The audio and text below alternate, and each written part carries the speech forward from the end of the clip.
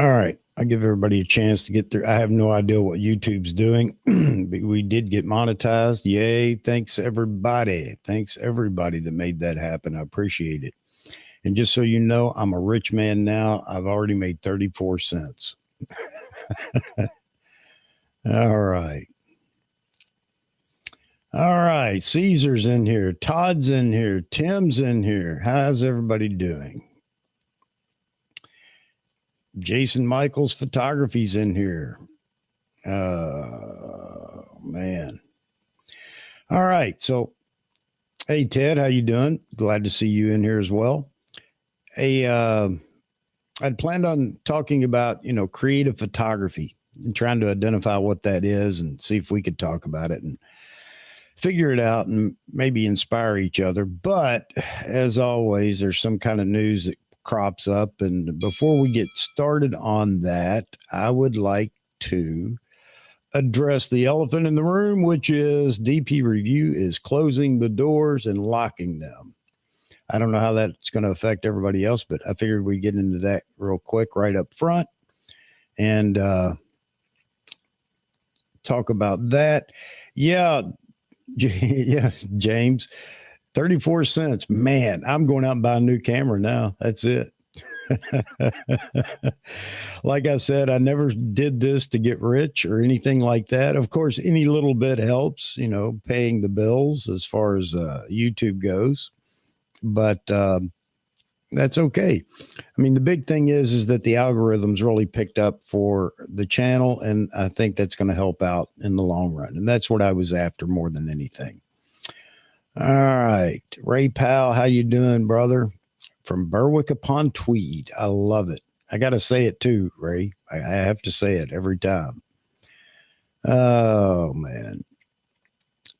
Yeah, DP Review, rest in peace.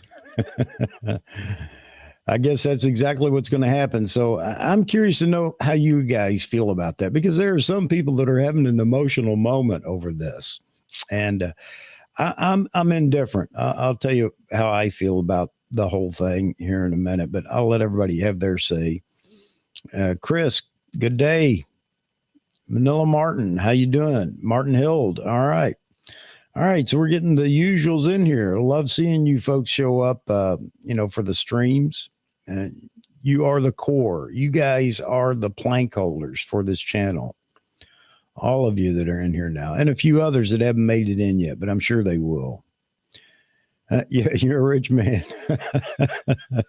Exactly, Yaman. I can start donating gear and having big giveaways. I don't know how far 34 cents is going to go, but we'll try to stretch it. Yeah. Sad news on DP Review, Chris. Yep. Thank you very much, Sleek Images. Yes, hit the like button if you would. It just makes me feel good. It makes me all cheery inside. Keeps motivating me to come back and take the abuse that I get sometimes. I'm just kidding. There's really no abuse.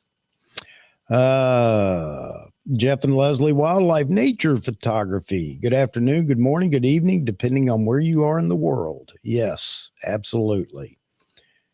Gregory Friends, good afternoon from Cape Town. Man, do you ever go out there and sit on the coast and try to photograph the great whites that are leaping out of the water? That's probably a stupid question, but of course I watch Shark Week all the time and get to see that. Man, seems like that would be a great opportunity.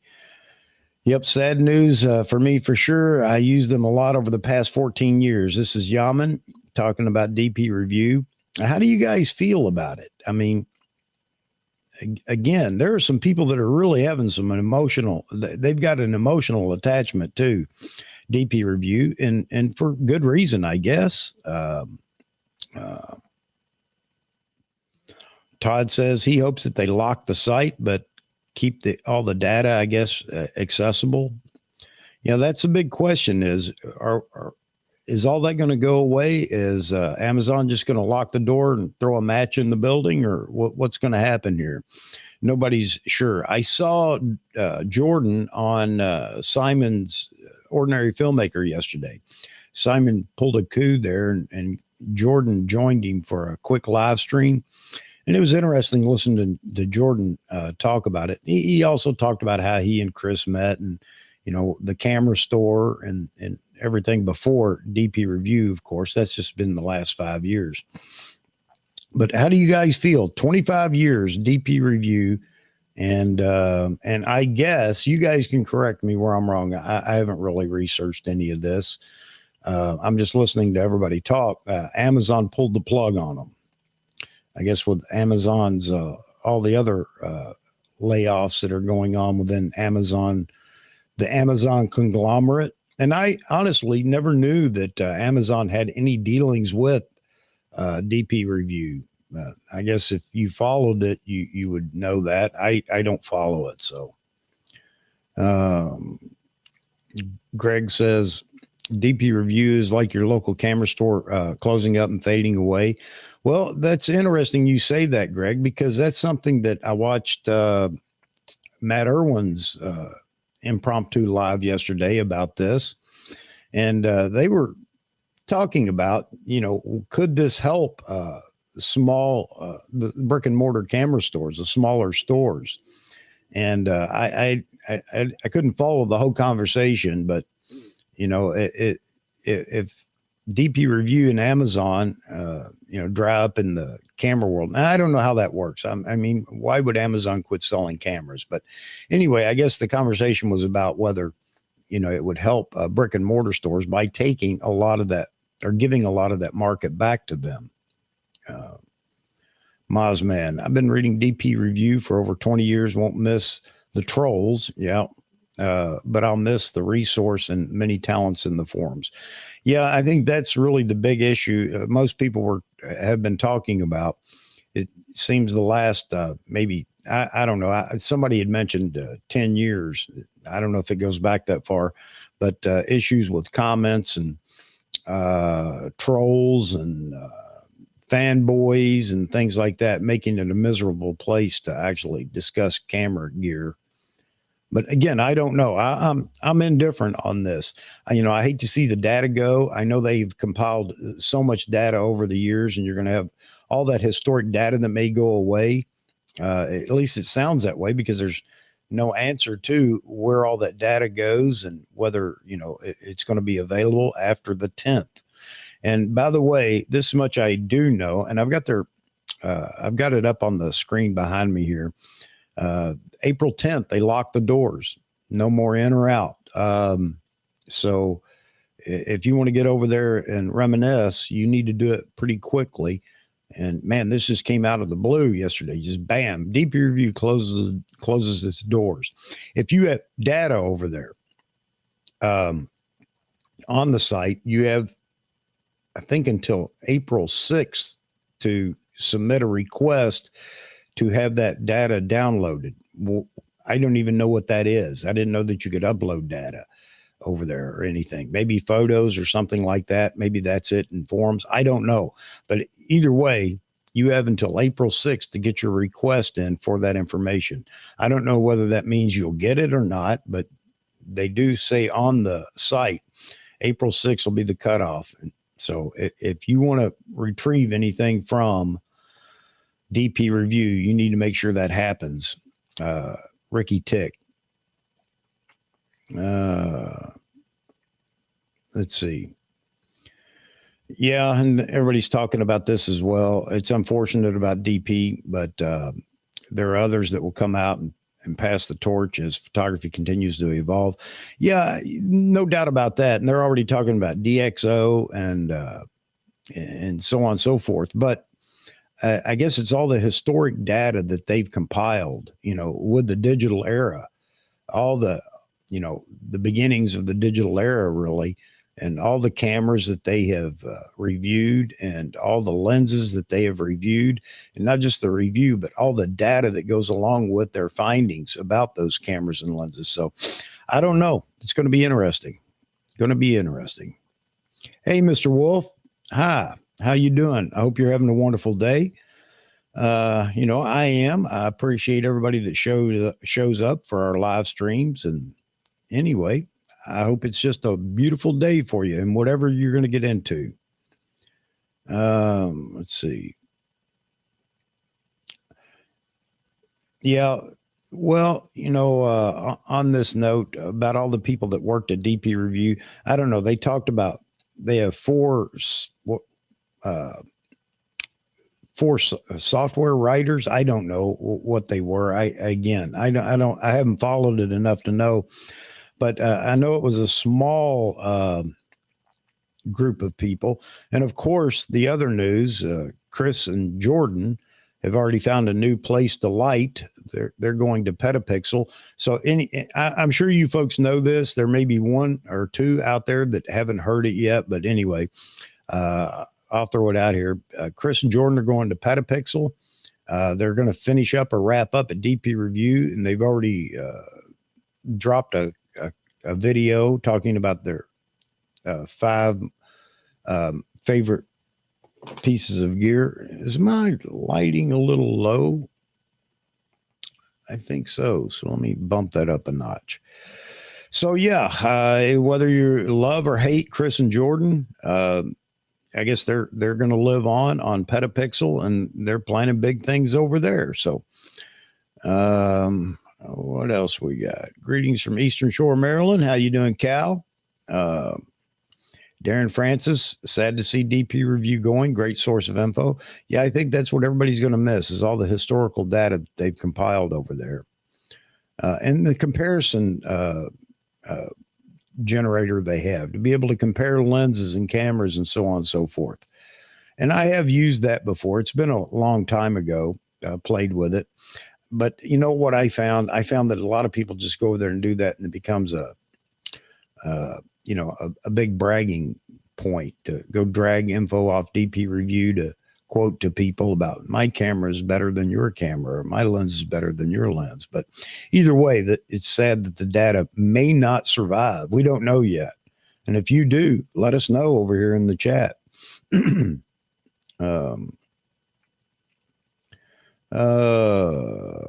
Yeah, again, you're right.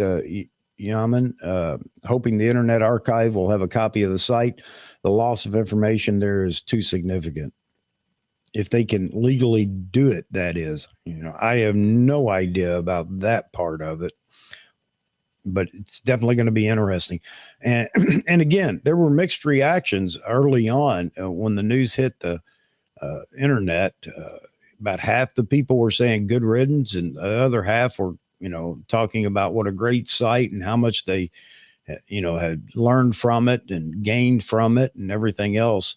And then there's the mix, the people that said, yes, it was great, but then it just got too toxic in commenting sections and in the forum. So I don't know. I haven't frequented it in a while. So, but, I guess for those of you that do quite often, you can speak more intelligently about it than I can. And Woody says he learned a lot about cameras over there, helped him make decisions on buying. See, that's the one thing I can say is I didn't go over there looking for information to buy a camera or a lens because there's way too many other things that are intangible. Well, I guess people might argue with me about that, but to me, it just, I don't look at graphs and charts and everything else. So yeah, I can't say I'm going to miss it, folks. Again, I don't want to see it go away because so many people do like it. It's a great resource for them, but I'm not going to miss it. Yeah, Tim, they're going to, Chris and Jordan are going to continue to do the Petapixel thing. Oh, this is interesting. I hadn't heard this yet, Moz. Slashdot offered to buy it. Others are also trying to save it. Okay. All right. Well, maybe that'll be the big push going on here in the news for the next couple of weeks. I guess it's something that's probably going to have to happen pretty quick. I don't think Amazon has any desire to hang on or drag it out. I mean, basically, they made that statement by saying on the 10 April, they locked the doors. That's it. It's hard to believe that Amazon wouldn't want to try to sell it, though. That doesn't make sense. Can anybody explain that? Why would Amazon not even offer it up for sale? Rather than maybe they want the loss. I don't know.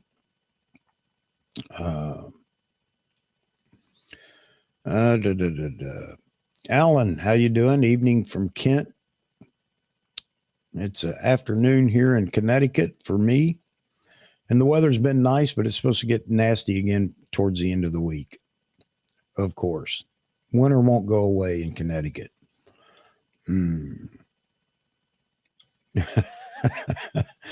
Oh, man, Greg. Chuck, we have to get AP Studios big and strong to take over DP Review. Everyone mash the like button and subscribe to AP Studios. Thank you very much, Greg.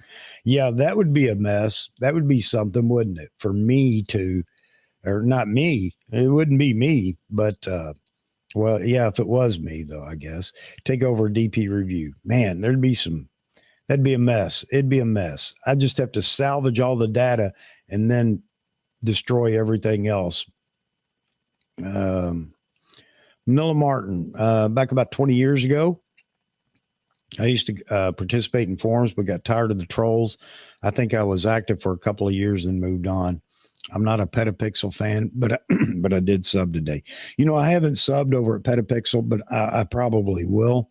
Hang on a second, folks.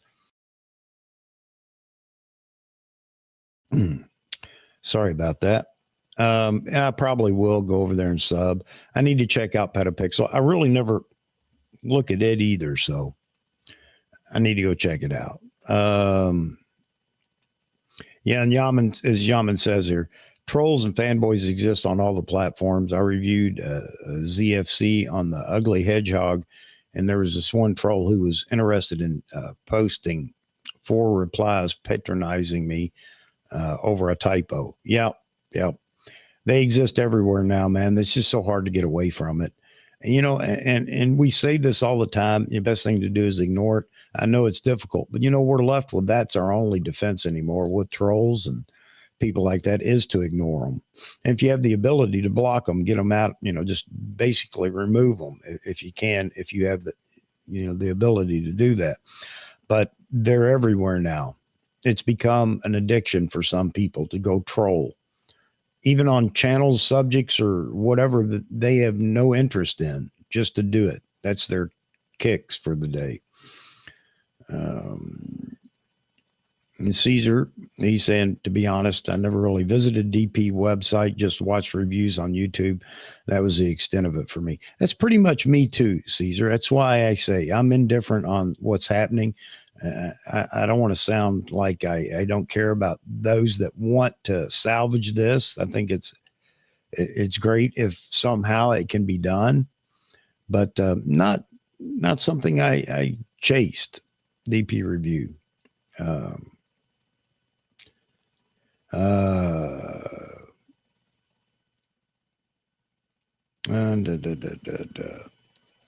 Trying to get down here a little further because I know I'm behind. Oh, Mr. Wolf, I see over on my other screen. Man, thank you very much. Wow, there it is. The big super. Is that the super chat? I don't even know what that is.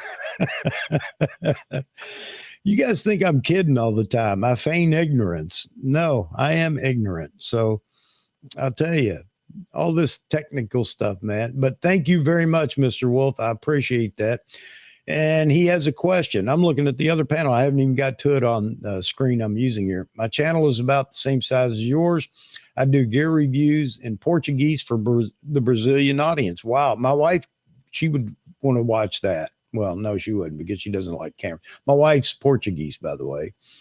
I wonder how you managed to get such a solid audience for your live streams. Man, you know what, Mr. Wolf, I wish I could explain that. I really, you know, and again, I'm not kidding you. When I say I'm humbled, I am humbled. I have no idea why you all show up here. I'm not kidding. I don't know, but I appreciate it. I'm having a good time, and evidently you are too. All of you all are having a good time too. So, wow, I wish I could help you. I guess, you know, the only thing I would say to anybody is just be genuine, because that doesn't exist hardly on YouTube anymore. And be honest, you know, to the point of even being brutally honest sometimes. And just be yourself. The other thing is that if you go out somewhere and you meet some folks that may be part of your audience, and you're a different person, I think that's something that would hurt your channel. I did a little photo walk down in New York City last year, and you know, I am who I am. Who you see here and here. There you go. Is who I am when you meet me in person. So be genuine. There isn't enough of that on YouTube anymore. So I wish I could help you more. I really do. I really do. But thank you very much for the donation there. I appreciate that. Wow. I got $11.34 now. Well, no, by the time YouTube takes their cut, but still, thank you very much. It's very much appreciated. And you all don't have to do that. I just dropped that thing on there when it said monetize. I checked all the blocks and there you go.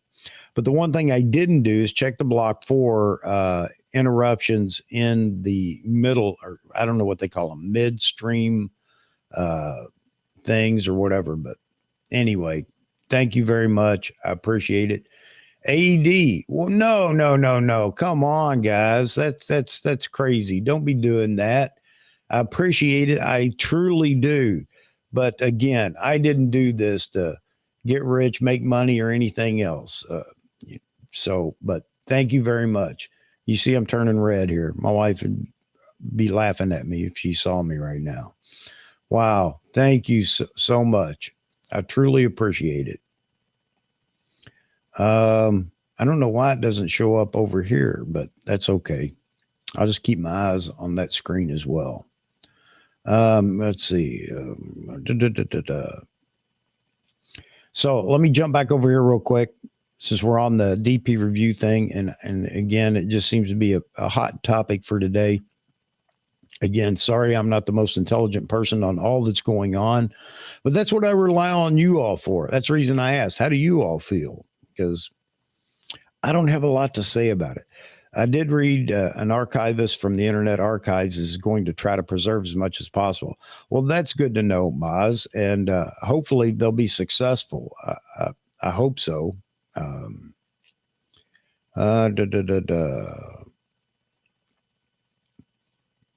Yeah, just now getting down to your, what is that thing? Is that a super chat?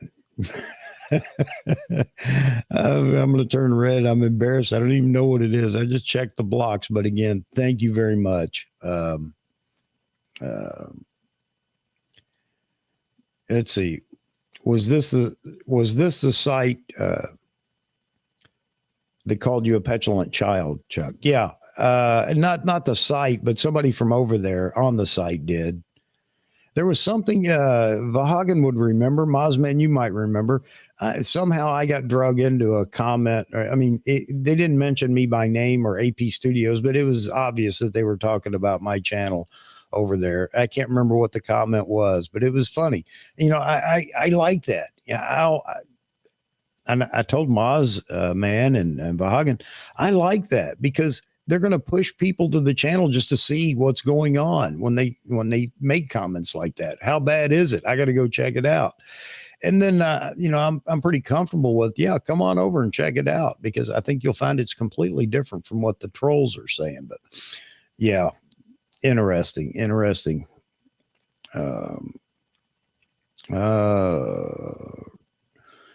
Bezos the clown. I wonder if Bezos even knows about something this small.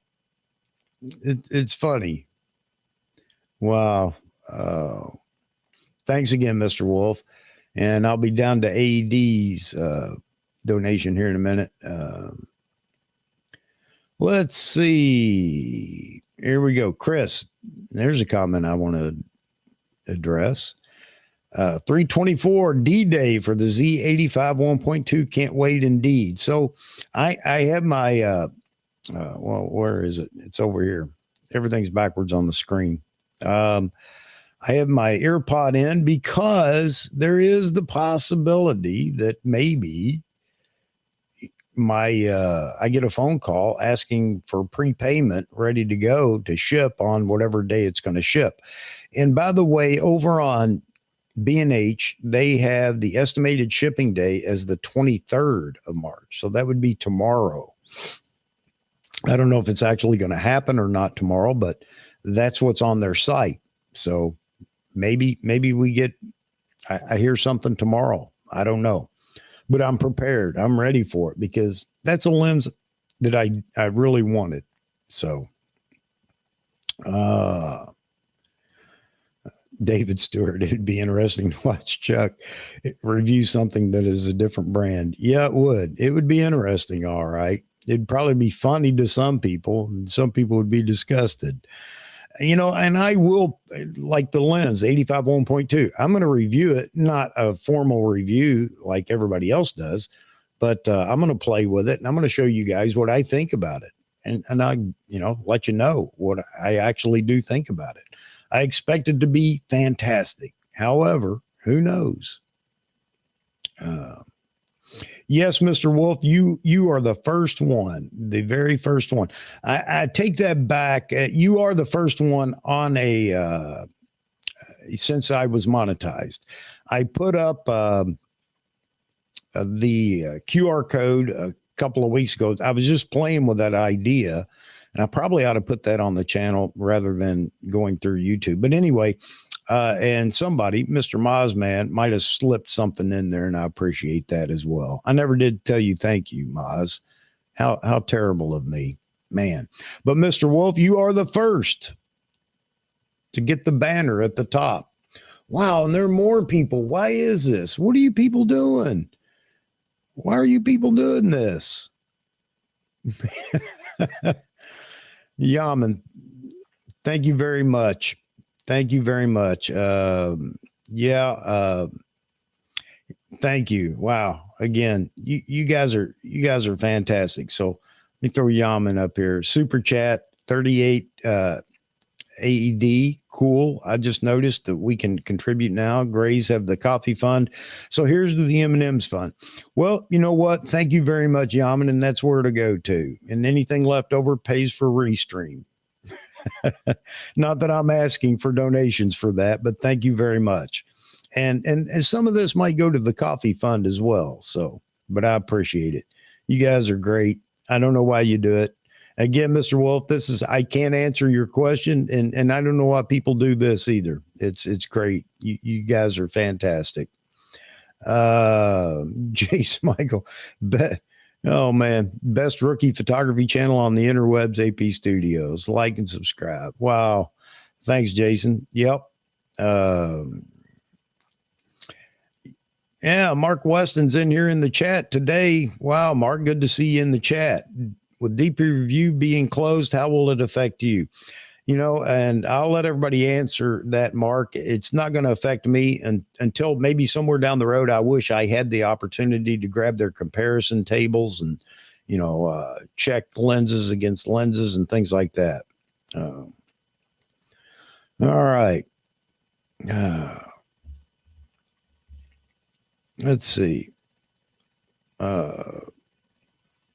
Yeah, my face looks very warm. Why is that? It looks great on the Adamus. Man. Uh-oh. We have a guest. Everybody get ready. Drum roll, please, for Selective Imagery's own Jeffrey Neville. Jeffrey. I'm the only one on Selective Imagery. How you doing today? I'm doing great, right, man. These crazy people are donating, money, and it's just terrible. Man, I feel bad. I do. I'm going to turn red again. I feel it coming. Oh, man. But again, thank you very much to everybody. So, Jeffrey, how are you? we're doing good. I spent the morning working on my next video for Thursday morning, so I pretty much done with it. No, good. I'm glad to hear that because, I need my weekend coffee retreat. Well, I ended up shooting video again with my 500 PF versus the 800. I can handle the 500 handheld pretty well with video, but I can't really do it with the 800. So I shot up quite a bit of video with the 500, so I was really happy with it. Well, good. Oh man, Hello, I'm so everybody out there. wow, Mozman. Didn't see this till now. Thank you very much, Mozman, with a super chat. Or I guess that, yep, super chat. M&M and Coffee Fund. Thanks, Moz. I appreciate it, buddy. Wow.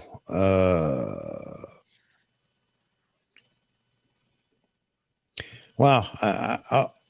This is great. But you know, on the monetizing side for YouTube, again, like I said, I got up this morning and I had a congratulations thing for the monetization yet again, and found out that I had made a whopping 34 cents. Yes, break the bank. Well, that's one M&M's worth. Exactly.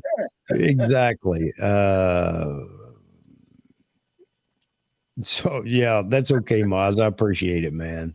I appreciate it. I don't. That one penny isn't going to make or break me for certain. Neither is all the royalties from YouTube either. Oh man.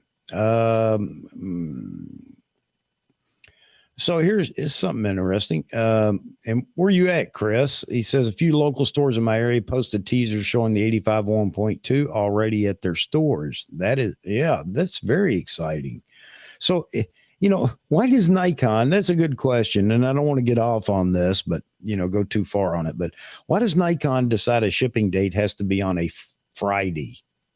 I mean, come on. You know, if it ships Friday, you don't get it until Monday. I mean, in most places, unless you pay an enormous amount of money to get a weekend delivery. I don't understand that. Why on Friday? But anyway, that's the way it is, I guess. No, Maz, you said I did thank you before. Okay, man. I don't know. You know, life's a blur. You know, it's just everything. There's so much going on. You know, I know you all have things that go on in your life too, and we talk about it all the time that we have lives beyond YouTube. I know it's hard to believe. Well, it is kind of hard to believe for me because I spend so much time in here, but we do have lives that go on, and you just forget. But thank you very much, Maz. Mr. Wolf, LOL, this is awesome. M&M fun to the moon. Thank you very much, sir. Yeah, buying M&Ms by the case. Yeah, I don't, you know, I don't deserve anything but the air that I breathe, buddy. You know, that's all. That's all I deserve. Well, I don't even deserve that, I guess, but I appreciate it.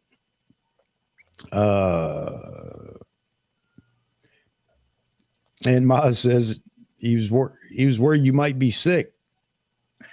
Well, Jeff. Some can argue that's always the case, but you never know. No, my wife's been sick for a week, though. My wife's not. You know, she's just starting to get better, but she's been sick for a week. I'm glad. I'm glad she's starting to get better, I should say. Kevin Nordstrom, again, thank you very much. Wow. Again, people, you all don't have to do this. I really appreciate it. I guess I could take it off there, huh? Take the super chat thing off. Like I said, I clicked everything other than ads that would pop up in the middle of a stream or in the middle of a video. I don't like that. It irritates me. It's got to irritate other people. So I said, nope, we're not going to do that. But thank you so much, Kevin. Appreciate it, brother. Really do. And again, as I say all the time, if there's anybody that would like to get in here on the panel, all you got to do is say so, and I'll send you the link. And I encourage you folks to do this from time to time for a lot of reasons. One, it's just fun when we have a lot of people in the panel and we can all watch and monitor what goes on in the chat, answer questions and everything else. But the other is it just brings a dynamic to the channel and lets people know that it doesn't matter who you are. You have a chance to be on live and speak just like every other YouTuber out there. And it may help you because I know it did me. I didn't, and you're not going to believe this. My wife would always say, why don't you talk? Why don't you talk to people? Why don't you talk about or whatever? I was never a talker. Well, that's changed since I started playing with YouTube, obviously. But maybe it's something that would be good for you too. And I think you'll have a good time. I know everybody says I'm a photographer for a reason because I stand on the backside of the camera, and I've said that multiple times. But break out of the shell, man, and have a good time. Lady, gentlemen, come on the show. And I'm not saying it to help me. I mean, it's just something that's fun. I think you would enjoy it. If you've never done it, give it a shot. I think you'll enjoy it. I really do. Todd, wow, man, yet another. Thank you very much. This is crazy. This is crazy. Well, thank you very much. I don't know what I've done with the channel other than just get on here and rant and drag people in front of the camera that didn't want to be in front of the camera and have a good time. I hope. I like it when there's at least 2 rows on the screen, because then that way I look smaller.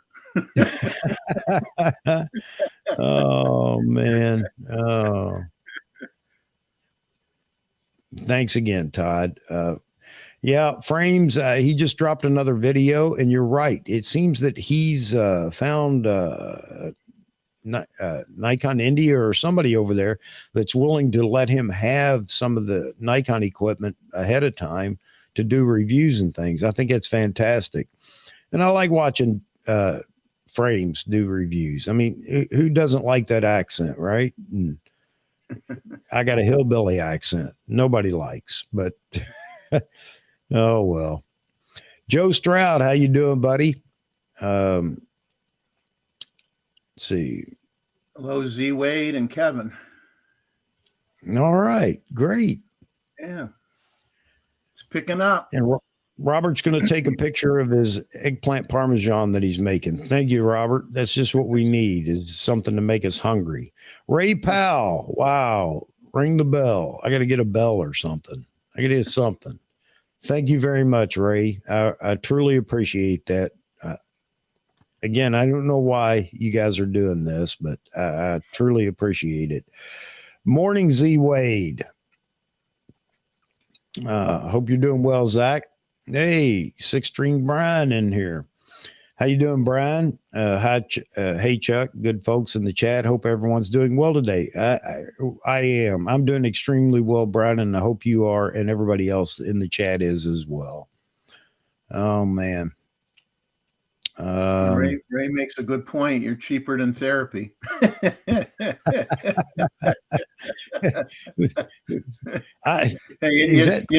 have at least a $50 copay if you were laying on a couch right now. So $10, well, you're getting off for $10, folks. That's when you say therapy, you mean you have something to get angry at and dump all your frustration on.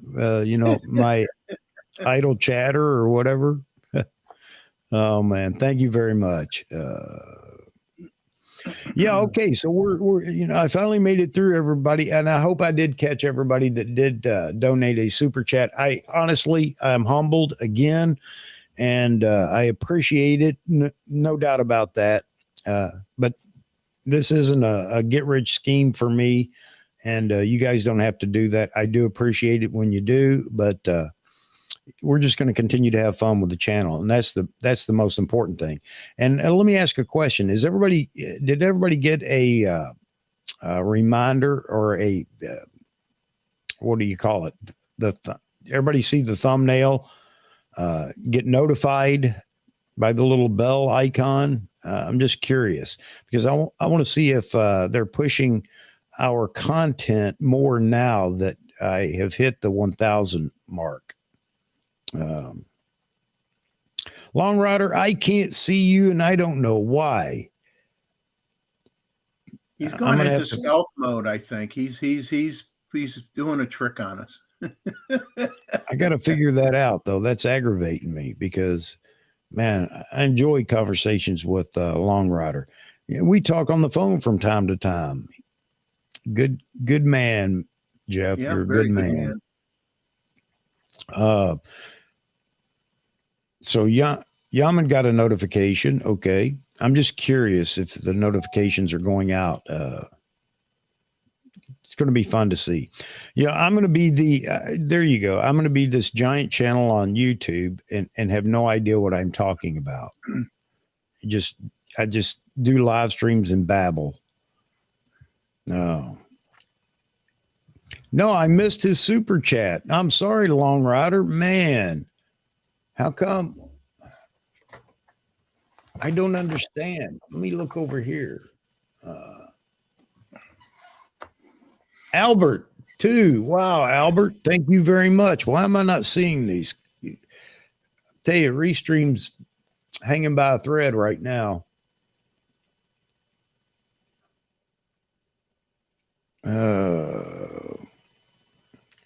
Let me see. Albert, thank you very much. And Long Rider, I don't see it yet, but man, that's aggravating. That really aggravates me.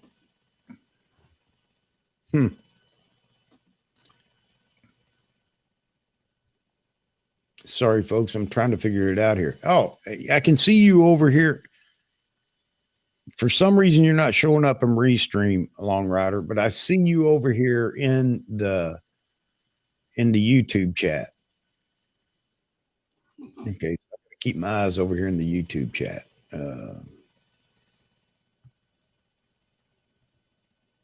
All right, so now I know, Long Rider. I have no idea where you went in my Restream chat. Who knows? David Longwell, you got the notifications. Thank you very much, sir. Yeah, StreamYard, I think, is what I'm going to wind up having to go to. Yeah, I just now saw Albert's. It just showed up. Thank you, Albert. And I saw it over on YouTube in the YouTube chat. I have no idea why. All right, this isn't the time to be troubleshooting, but all right. Hey, good. Oh man, you're crazy, man. You're crazy. Super chat $9.99. Thank you, buddy. Just want to say thank you, Uncle Chuck, for always being consistent and making my long days at work on Wednesday entertaining. All right. You know what? That's great. And I love to hear that too. I like to hear that folks enjoy just listening to what goes on over here, which is why I try to read the chat all the time if somebody's asking a question or making a comment. Oh, man. And another, wow. Thank you, Randall. I appreciate it. Got notified immediately when you started, but I'm a subscriber too. If you hit the subscribed, you will be the first. Oh, if you hit the subscribed, you'll be the first. Yes. All right. Wow, man. This is getting crazy. This is getting crazy, folks. I appreciate everything everybody's doing here. It's fantastic. I don't deserve it. I definitely don't deserve it. I just want to have fun, and I want you guys to have fun. Oh, man. Hot Rod. Here we go. Hot Rod in Daytona. AP Studios think Nikon or Canon make a drone like Sony AirPack for their cameras would be a way of expanding to a new platform to push more cameras. I don't know. I don't know if they would. Well, you know, I wouldn't say they won't, but that's one of the things that most big manufacturers do. They'll leave a lot of accessories and things to third party. It's almost like an unspoken deal. Car manufacturers do it too. Everybody asks, you know, why don't cars come with these things, all these different things on it already? I think they leave that to third party. But now, will Nikon try to get into the drone market? I don't think so. And the reason I don't think Nikon will, even if they want to, I don't think it would be anytime soon, is because they have a lot of catching up to do on production, on just catching up with camera bodies, lenses, and things like that. Could Canon do it? Yes, they could. They're large enough, and they have enough diversity over there that they could actually have another, I guess, division in Canon that does drones. But I don't think that Nikon's going to do it. And I'm curious to see if anybody else thinks that Nikon may try to have a stake in drones or Canon for that matter? Good question, though. Well, I'm surprised that I don't want to say I know hundreds of people that have drones, but I know a few, and most of them don't use them anymore. They just don't want to deal with the restrictions and the fees and everything that are getting put on them now. And it's getting where there's too many places where they won't let you use them. And it all depends on where you live. Obviously, if you have a lot of acreage and you're out in the middle of nowhere, no one's going to say boo. But when you're in a city or what have you, or near an airport, you're kind of out of luck. Yeah. So I don't know that the market's big enough where Nikon would want to step into it, because it'd be interesting to see if drone sales have gone down. I haven't looked at numbers, Well, yeah, I don't know if the numbers have gone up or down, but it seems like there's still a lot of content out there on YouTube via drones. I mean, Joe Man's Land, he's flying his drone all the time for content as well. I don't know. I wonder if they have the same restrictions in Canada that they have in the United States. They may not. I don't know. Maybe David Stewart might know the answer to that question. I think he's on the chat. Yeah.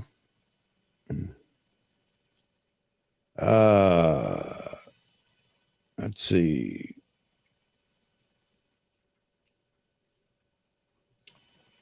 Himalaya readers think Nikon built a hub-like system to collect data captured by different camera modes, like the action cameras and drones and hand holdings. I don't know. I'm going to plead ignorance on this question. I don't know if I understand it completely. But that doesn't mean it's not written well. It just means that I don't understand it. But what do you take anything away from this, Jeffrey? I just think right now that they have so many other things they have to worry about. It seems like when it comes to expanding, they're expanding in areas that kind of surprised us with that, buying that 3D metal company and stuff like that. And it looks like they're investing in some things that we wouldn't expect them to, but you never know. But I think in terms of anything to do with camera technology and whatnot, other than I'm sure they have, I mean, I know they make microscopes. I know they make things for industry, sensors and whatnot that are used in industrial cameras and things of that nature. But I don't know how far they're going to go. I mean, I think they need to get some of these cameras out that we've been talking about for seems like a year and a half. Daniel Patrick says, surprise, Panasonic Lumix hasn't created a drone. Panasonic has an avionics division. Being a tech giant, wow. I didn't know that they had an avionics division. Or aviation. Is aviation or avionics? Avionics division. Okay. I didn't know that. I guess the drone thing blossomed, and I mean, it just bloomed. Everybody had to go get a drone. And how many years are we talking now since DJI really first introduced the, first decent drone? And there are a lot of companies out there that I can't even name right now that actually produce commercial drones that are even far greater than what DJI's done, but they're not producing them for consumers. They're producing them for manufacturers and things like that. But I don't know. I don't know how much room there is in the industry. I mean, I'm sure there's a niche if you tie in with obviously military drones. They're going to be a big thing. You got to have the electronics and the camera systems for those as well. So, I mean, you could potentially, dive into the military side of things if you wanted to. And I don't know if DJI does any work for the military or not, or who makes the stuff for the military. I really don't know. Yeah, I don't know how much room there is in that segment, I guess there's always room if you can come up with a superior product that would just basically push the others out. I don't know what it would take to do that. It would have to be a very significant, you know, technically advanced, I guess, drone or whatever. I don't know. It just seems like it'd be a hard market to get into since DJI has been in it, invested in it for so long now, and all the commercial stuff. Maybe it's easier to get into the commercial side of drones, even for government use. Military, of course, have been using drones or addressing drones for a while now. I don't know. I mean, there's a little bit of a market in Myrtle Beach for people that do drone photography, because realtors want those pictures if there happens to be a house that abuts the ocean or a water type of area, then they want to capture the view from the backyard type of thing, and they go and they hire a drone photographer for that. I don't, I thought about real estate photography for a while, but I says that I wouldn't invest in a drone. I mean, it's for realty photography, to be honest with you. Hot Rod in Daytona says Sony built the Air Peak for Hollywood type since drones have become such a big part of shooting movies. It holds any of their alpha cameras, so it's about the movie industry. I have seen these big commercial drones for carrying full body cameras and lenses and everything else. I did not know, this is my ignorance here, I didn't know Sony had built one. I guess it's called the Air Peak.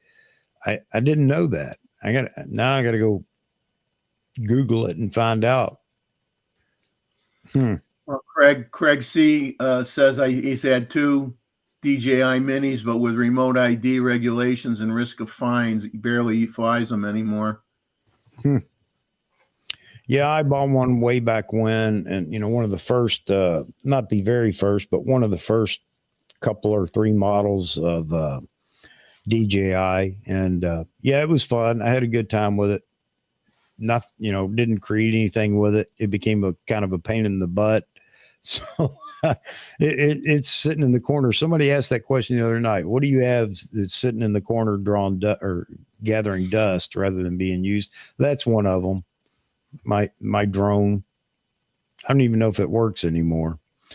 Kevin Nordstrom, he's got a comment on that too. He said, I was going to buy a drone to up my content, but for wildlife photography, it's not a good investment. In most refuges, preserves, and land is illegal to fly. Now it seems every channel uses drones. Yeah, a lot of you see a lot of wildlife photographers that do use a drone. Again, man, you guys are fantastic for what you produce as far as wildlife video work, because man, what a job to go out and shoot a segment. That's an all day thing. And oh, by the way, you got to actually shoot some photos too and things like that. I'm amazed at how much work goes into some of your all's videos. And I understand why you would choose to not use one, Kevin, because man, it's a lot of work, and the hassle of where can I fly it and where can't I fly it? I'd hate to be going through that all the time, but yeah, hats off to those that do it though, man. It's just so much work to do it. It seems like. Chuck, did you hear? I don't know. I don't even know where I heard this from. I don't know if I was searching the internet or what. I heard, hopefully it's a rumor and not fact, that national parks were going to start charging people a fee if they were going to take pictures in the park that they were going to publish or make money off of. Is that a rumor or is that true? I had heard it as well, and I think it was discussed, and I don't know where it's at right now. I haven't researched it recently, though, Jeffrey. But yes, I had heard it from other photographers that were, landscape photographers that had talked about it.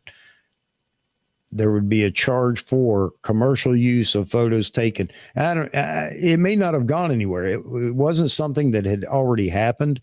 I guess there was a discussion about it. I don't know if it was with, U.S. Parks or and Recreation or what. But And I it hope would, that doesn't happen. I think that's getting ridiculous where well, every time you turn around, somebody's got to pick your pocket, well, yeah, and exactly. And I mean, we're going to hire a bunch of people scour the internet to make sure that a picture from Arches National Park doesn't wind up on a YouTube channel that's monetized. I mean, come on. That's crazy. And I mean, for a lot of people, this is the only way they get to experience these parks. They would never go there or never have the opportunity to go to some of these parks. And I think it's great advertising for the parks, for channels, YouTube channels or photography sites that would make sure that all these photos got out to the public. It didn't make sense to me. Again, I don't know. I can't say that it was something that had been put in place. I'm sure somebody's going to answer it here in the chat in just a minute. Yeah, Jeff and Leslie said for video, not stills, technically a photo crew. Statement from the NPS says in most cases, stills do not need the permit. Video does. Even then, I don't get it because it's free advertising, I mean, yeah. Maybe they just feel that they really don't need any advertising. People go there. They already know about the place. They don't need to advertise. I don't know, but it's all free for them. I guess you need, I'd have to see why there's a restriction on that, why there's a permit required. I don't know. I mean, if they had a real reason, there's nothing I can think of that would, require a permit for video work versus, how about your camera phone? Your iPhone. You can't take video with it in the national parks. And I know we always go back to these little sarcastic remarks, but I mean, it's true. If I show my video from my cell phone that I took in a national park, am I going to get in trouble for that? Or are they talking about commercial entities that go out to the national parks for documentaries and things like that? Maybe I understand that a little bit better. If it's a commercial enterprise, it's going out there to do a documentary or something like that. I guess I could understand that. But you and me, Jeff, we're going to Arches National Park and we're going to do some video and we got to go get a permit just to do video for a YouTube channel or something like that. That wouldn't make sense. So I don't know how the regulation reads. It'd be interesting to know though. And no. Daggone it here. Joe Stroud was talking about, Nikon is diverse in making other optics. They make golf scopes, by the way. Yeah. One of the products they make, binos, of course, binoculars. Yep. Yeah. And of course, into their medical division for all the optical stuff they build for the medical world. So, yeah. I know that they have diversity when it comes to that, but now I guess they're buying into this 3D printer that prints 3D metal prints, or I don't know what it is, and of course the wrap machine, that's what I call it. They wrap airplanes now. They can build wraps for airplanes or something like that. Man, they're going to open a car wash at the new headquarters too, I hear. Automated robotic car wash. I'm just kidding. Of course, they're not going to do that. Yeah, I agree with Mozman's comment, and it's people that use phones and are doing the TikTok stuff and other things tend to abuse things more than someone who's a serious photographer that usually respects where they're shooting and what they're shooting. Yep. Hey, thank you, Randall. Randall says you will also have to find your drone when you crash them also. Expensive toy. Yes, they are. I know I did it and had to buy a new gimbal for the one I bought. And then parked it and never used it again. So, but you're right. And going to find it may not be the easiest thing in the world to do. I've seen videos. You don't see them as much anymore, but I've seen some videos in the past where people had lost their drone that flew away, and they go on a big expedition to try to find it. And a lot of things on Facebook where people found drones in their backyard and whatever that weren't theirs, of course. Oh, man. Thank you very much, Randall. Appreciate that super chat. Yeah, just another way the good old U.S. steals your money. You get taxed for everything. And come to Connecticut, where they've got a little thing that goes in your nostril so they can actually tax you for how much air you're breathing a day. It's not your air to breathe either. Just like California, it's not your water. It falls from the sky. You can't keep that. Oh, man. And that was true for some county out there or something, where people were capturing rainwater, and I guess the county told them it's not their water, they can't keep it. I don't know if that's since changed, but that was in the news. I thought it was, you got to be kidding me. We can't even keep rainwater anymore. Oh, man. Yeah, and how would they enforce it? Yeah, I agree with you, Craig.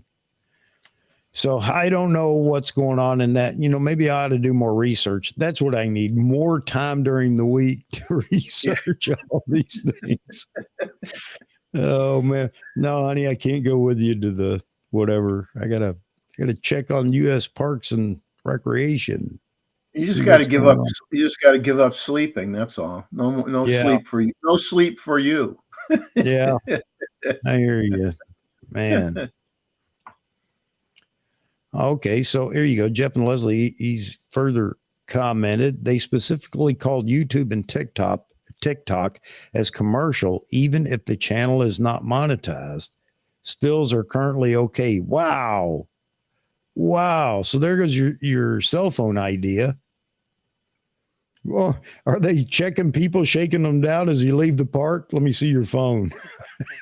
Let me see your camera. Man. That's crazy. Well, I know the garden. Well, I don't want to name the place here, but let's just say it, a garden area. They don't allow you to sell any images of anything in their park. The flowers, they can't stop you, but I mean, they have a lot of statues and stuff. So if you're actually taking pictures of statues and artwork and whatnot, they'll go after you if you try to make any money off of it. Man, I'm telling you, So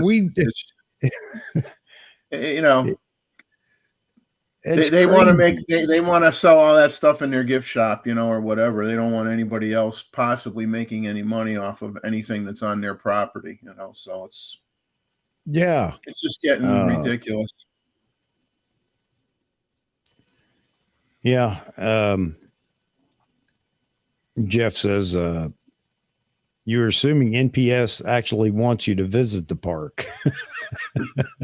They'd be perfectly happy if the park was off limits to us commoners. I'm beginning to feel that too on a lot of, with a lot of parks and wildlife refuges too. They want to save the animals because they want the animals to be around for people to see them. Well, how do you see them if you can't go to the refuge or the park or whatever to see them? It's not making sense to me. I don't know. The restrictions are just getting crazy. No. You want to keep Bigfoot fuzzy. There you go. Absolutely, James. Don't be harassing Bigfoot. Oh.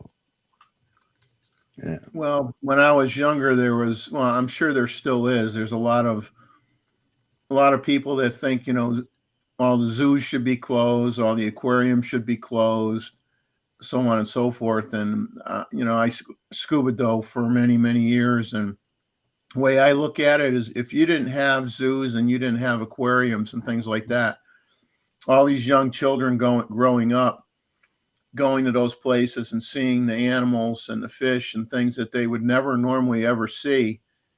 If you didn't have those places, why would anybody donate to save the whales or donate to save the polar bears or anything else. Everything would just disappear because no one would know they exist. You know, I mean, those institutions are important for a lot of reasons, and too many people just want to shut them down because they think, you know, that every animal must be getting mistreated if they're in a place like that. Which, not saying it doesn't happen, but they assume that it's running rampant throughout every place.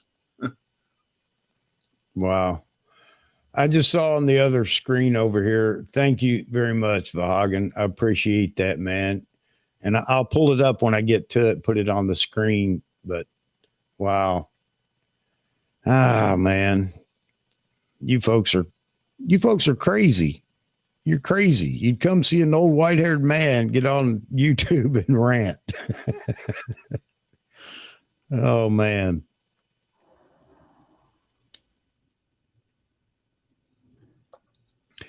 So Jeff just said, he said, I read the whole thing and it is vague and I believe purposefully vague so that enforcement can be at will. Yeah, absolutely. I agree with you.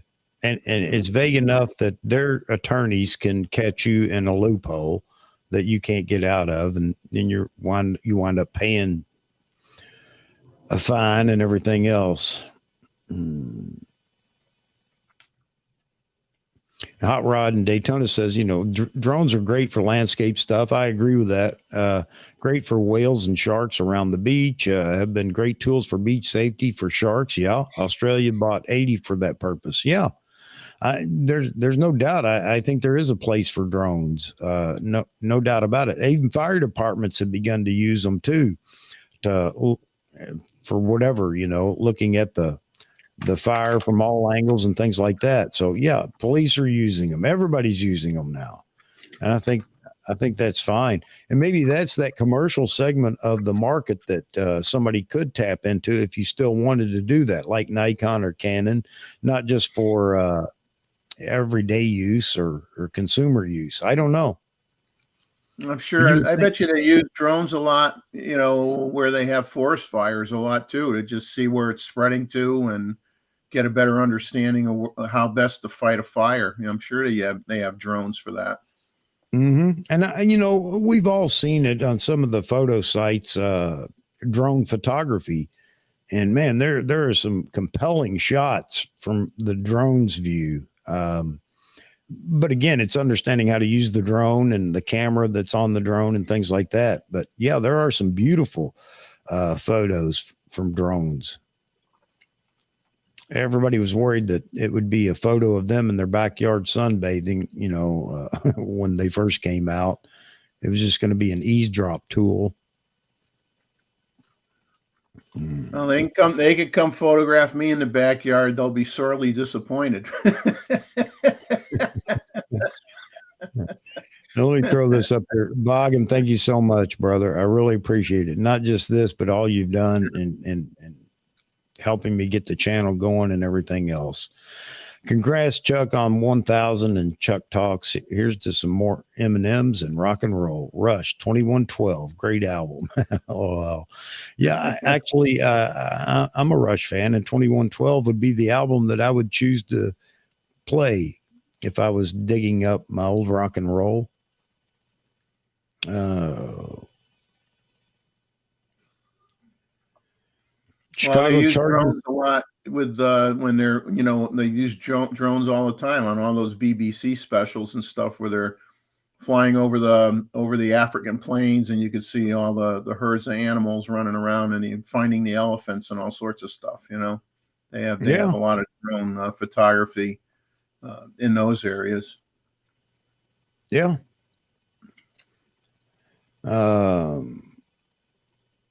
Okay, so Jeff, he's on it now. Jeff is he is definitely hunting. You're not violating policy by shooting video for private use. You violate when you post it on YouTube. Depending on the fine, it may pay to have an intern scour social media. Wow. That's ridiculous.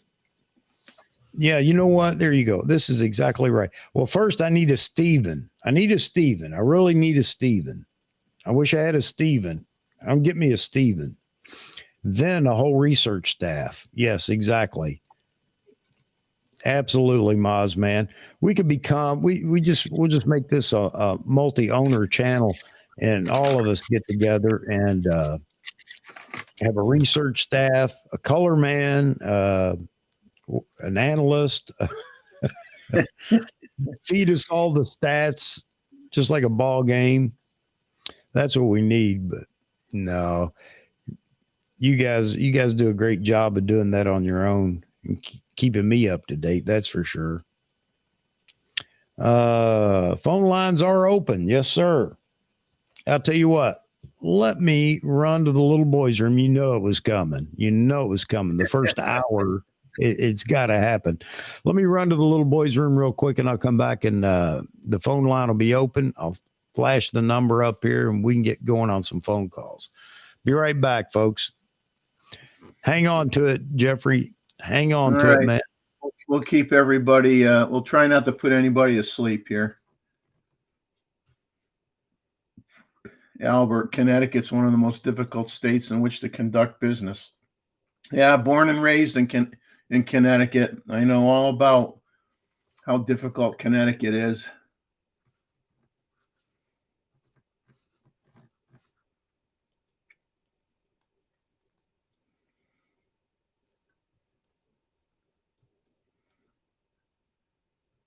Yeah, I'm just looking through what everybody's written.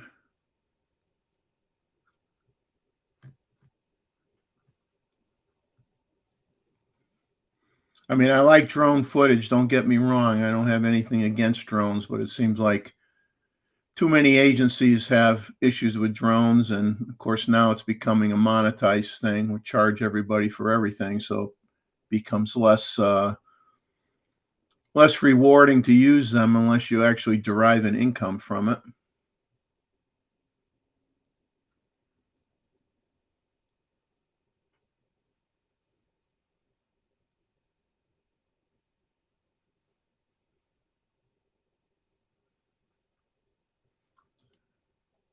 Let's see. I don't think I have to worry about anything at the state park I go to because you never see the rangers there. The only time they show up is if somebody pulls over the side of the road to take a picture, then all of a sudden, boom, there's a ranger in a vehicle. It appears out of nowhere, like that got transported there, like in Star Trek. They beam themselves down, and then they say, you can't slow down or pull over to the side of the road. Other than that, you don't see anybody.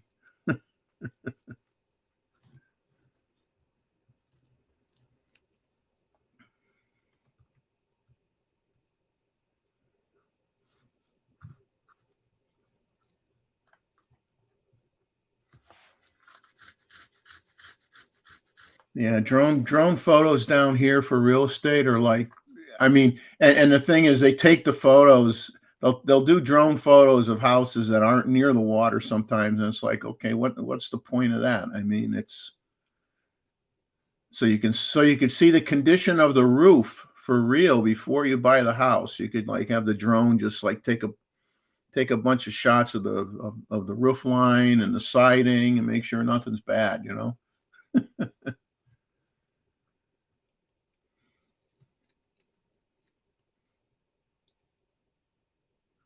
Yeah, I had somebody that thought I should get into real estate photography and drone photography, and I said, no, I'm not interested. And me with a drone, I'm pretty bad at video games, so I don't think I would operate a drone very well either. So I'd probably end up, flying it into somebody's window by mistake or something. So a drone and me would probably be disaster waiting to happen.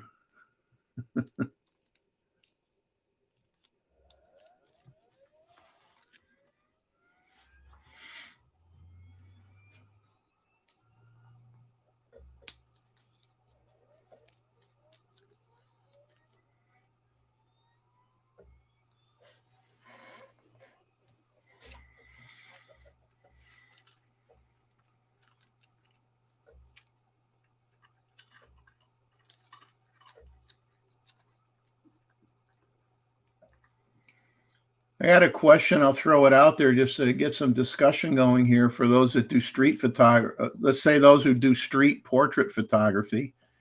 Are there any areas when you want to do portrait photography on the street where you'd have to pay a fee in order to take a picture in that particular area?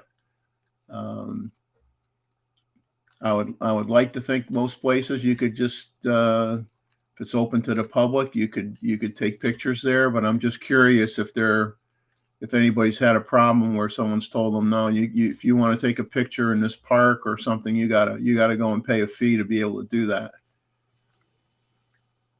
Wedding photographers might know that answer to that question too, whether if they bring people to an area that's really a nice background for wedding photos or whatever, that's maybe owned by the city or the state, whether they have to pay a fee to use that area for a wedding photo shoot.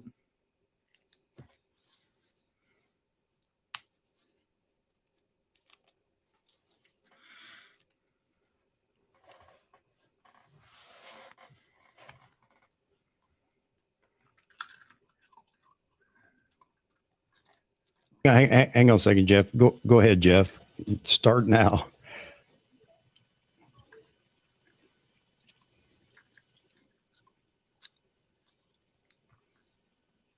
Can't hear him. Hang on, buddy. We can't hear you. I don't know what's going on. Hang on a minute. Hang on. Try it now. I think it'll work now. All right. Okay. Is that better? Now we hear you. Yep. Everybody hears you now. Yeah. Ah, sweet. Okay. Yeah, I didn't want to drag the National Park Service thing out, but it's not just the national parks; it's all federal land. I mean, that's a rule that BLM land, national parks, national forests, whatever. It's all federal land, and the wording. I posted a link in the comments to the web page on the National Park Service website that talks about this, and basically, you have to apply for a permit, and the permit varies by park as far as how far in advance, what information they require. It's not a standardized thing. And there's a non-refundable fee that you have to send with your permit request. Some parks are nominal, $50. Some parks are $500. Wow. Man. And if they deny your application, the application fee is non-refundable. But the concerning words on their website, first off, I won't read the whole thing because it goes on and on and on. But there's one like in the frequently asked questions. If I'm a social media influencer, do I need a permit? Federal law requires a permit for all commercial filming, including individuals or small groups that don't use much equipment but generate revenue by posting footage on websites such as YouTube and TikTok. There you go. Wow. But then it goes on to say that the primary focus of the NPS, however, is on commercial filming that has the potential to impact park resources and visitors beyond what occurs from normal visitor use of the park. So basically what they're saying is we can go after you if you post it on YouTube or TikTok, but we probably won't. Go figure. You're going to go after everybody with a phone. Good luck with that one. Yeah. Well, I mean, and the thing is where some of the misinformation I've seen out there, you're reading in the forums and seeing on YouTube and talking to people that in our local photo groups. It's like, well, they're going to arrest me if I just film in the park. No, they're not. You don't violate the law until you make money off of it or post it on someplace that makes money, like YouTube or TikTok. So just walking around the park with your camera, taking pictures and filming, that's cool. But as soon as you post it on something that could earn money, then you violated the regulation. So how are they going to enforce it? Your guess is as good as mine. Like I said, if the fines are enough and they catch enough people, get an intern to go into social media and do a search on Smoky Mountains National Park every day. Oop, there's a new one. Yep. I think let's see, who was it? Todd just talked about was it you, Todd? Let me see. Yeah. Yes, there are parks here in Austin where you need to get a permit to shoot commercially. The key there is, what does commercially mean? And would that include a monetized channel on YouTube? Well, according to the strict definition on the Park Service, is that even if your channel is not monetized, say 2 weeks ago before you hit 1,000 and you were not monetized, right? YouTube is a commercial entity, and YouTube makes money off of that video. Therefore, it is a commercial video. Oh man! Wow. So we're going to be taking pictures of our sneaker collection pretty soon, and that's the only thing we'll be able to take pictures of.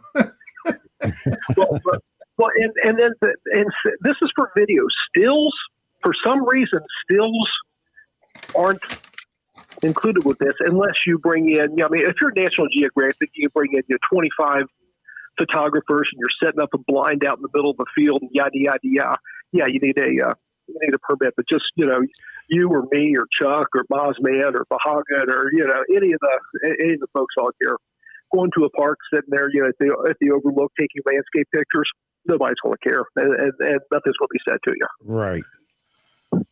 But it's vague, like you said, and it's open enough that they could come after you if they wanted to. That's ridiculous. Or it could be the segue. I mean, I don't subscribe to tinfoil hat conspiracy theories because most of those are just lunatics talking. But I mean, it's like if they wanted to get you on something and they didn't have the proof for that, they could get you on this while they dug up something else. Well, just knowing this though makes everybody a little leery. Where am I shooting? Yeah. Am I going to get in trouble for shooting here or posting this, this media, whether it's video or photos? Yeah. And if you look at my channel, most of my channel is, I do montage of still photos. And we'll talk about it, put information up. But I don't do a whole lot of raw video. I do a lot of piecing stills together into a video format. Okay, it's all right to do stills in the park, but did I just violate the law if I was in a national park, took still pictures of bison out in the field, and posted it on YouTube? Now, is that a video? Did I just violate the rules? Your guess is as good as mine. I don't know. Well, we may be making much about nothing here. However, the door is open, it seems, based on the rules that they've adopted. Because anybody could be out just taking photos on vacation in a national park or whatever, or other parks. I don't know. Do states and regions within states actually do this as well? Is it? Maybe, I don't know. I mean, once you start something like this, we usually go from bad to worse. That's the problem. It never, it doesn't usually get better. Unless it gets, and what it's probably going to take is somebody's going to have to get a hefty fine, take it to court, appeal it, go to a federal appellate court or the Supreme Court, and have these terms defined. Yeah, like I said, we may be making much about nothing here, but what if there is, something that happens where some of the footage that you took, even though you shared it on YouTube or whatever, they might not bother you with that, but somebody else wants to pick up that footage and use it in a more commercial project or something like that. Is there going to be an issue? But yeah, it's just one of those things. It is a slippery slope, and I hate to even hear that it's that vague that they could, if they wanted to, go after a YouTuber sharing video from a national park. Yeah, I mean, it gets kind of weird. And I'm not thinking that the black helicopters are going to start hovering over your house or anything like that. I don't think that's going to happen. Right. And probably the enforcement of it most likely will be the big productions. If Kevin Costner goes into Yellowstone Park and films something for the Yellowstone series, he's going to need a permit because they have 2 semi trucks and 50 guys with cameras. Right. And it may impact the park on security. It may impact it on, just all the vehicles and things like that. Yeah, I understand that. And I figured that would be the case. But it seems like more and more of these restrictions are popping up. I don't know what the date is on the regulation that you're looking at there. But it seems like in the last 10 or so years, it's become more and more strict. I mean, like in New York City, if you set up a tripod in New York City, you can get fined for that. And I'm not saying they will, but they could. And it has, people have been asked to put away their tripods or asked if they have a permit to actually shoot in New York City. And those of you, that have shot down in New York City, you can answer this better than me. And I'm curious, has anybody been asked at a national park because of the big lens or the big camera that you're carrying, what you're shooting for? I'm just curious. Yeah, we were, the last time I've been to a national park was in September, Smoky Mountains during the elk rut. And I was sitting there chit-chatting with the ranger as he was busy trying to keep the tourists from getting too close to the elk and having a tourist get stuffed into strawberry jelly by a elk. We were just sitting there. I mean, he never blinked an eye. He never even asked me about my camera phone. I'm sitting there with a 200 to 500 big lenses snapping off shots as this was going on. And the ranger, I mean, we're just there, they're just joking and chit chat. So, I mean, yeah. Well, that's another thing. I think that most of the rangers and folks like that would, be more than happy to let people take photos, video, and everything else. But it wouldn't be them, I would expect, that would cause an issue. It's enforcing the rules or somebody pushing, pushing that. It's some paper pushing accountant someplace in an office at DC somewhere is where it's going to get pushed. But anyway, like I said, I didn't want to belabor. I just want to add a little clarity to the conversation. It was more than I could type in a 200 character limit on unless I put a whole string of 20 comments, which that gets aggravating too. So I just wanted to call in and just add what I've researched, because we do go to the Smoky Mountains quite a bit. We go to some national seashores, and I'm curious. I was curious about it because, now am I going to have to be more careful with what I do? And it probably will be, but I'm not going to freak out over it either. Well, I think that's the problem with getting information like this is ignorance, is always bliss until you get fined for your ignorance. Right. But now, are people going to think, anybody that's heard this or, heard the conversation here, are they going to start thinking about, well, do I need to check? And I would suggest nowadays you need to check. I would. Absolutely. I would. Yeah. If you're going to Yosemite or Yellowstone or, Grand Canyon, pick your national park, and you want to shoot pictures of mom on the beach and the kids hiking down the trail. And you're riding the donkeys down to the Colorado River. You pull your cell phone out and take pictures of it. I wouldn't worry about that at all. Right. I would just say, me and everybody else, what are you going to do? Find the last 3 million people that visit the park with that.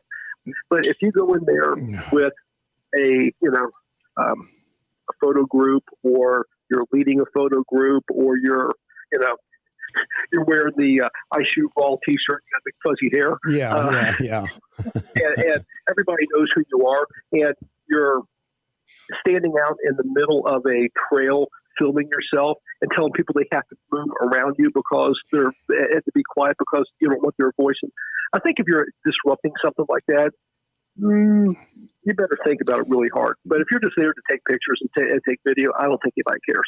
Yeah, probably not. And what this brings about the conversation that we've been talking about for the last year is AI and algorithms. I mean, if this could be one of those. I'm not saying this. I don't mean that I expect this is going to happen, but with technology today and the ability for algorithms to search and scour YouTube and all other social media, it's something that they could pull up.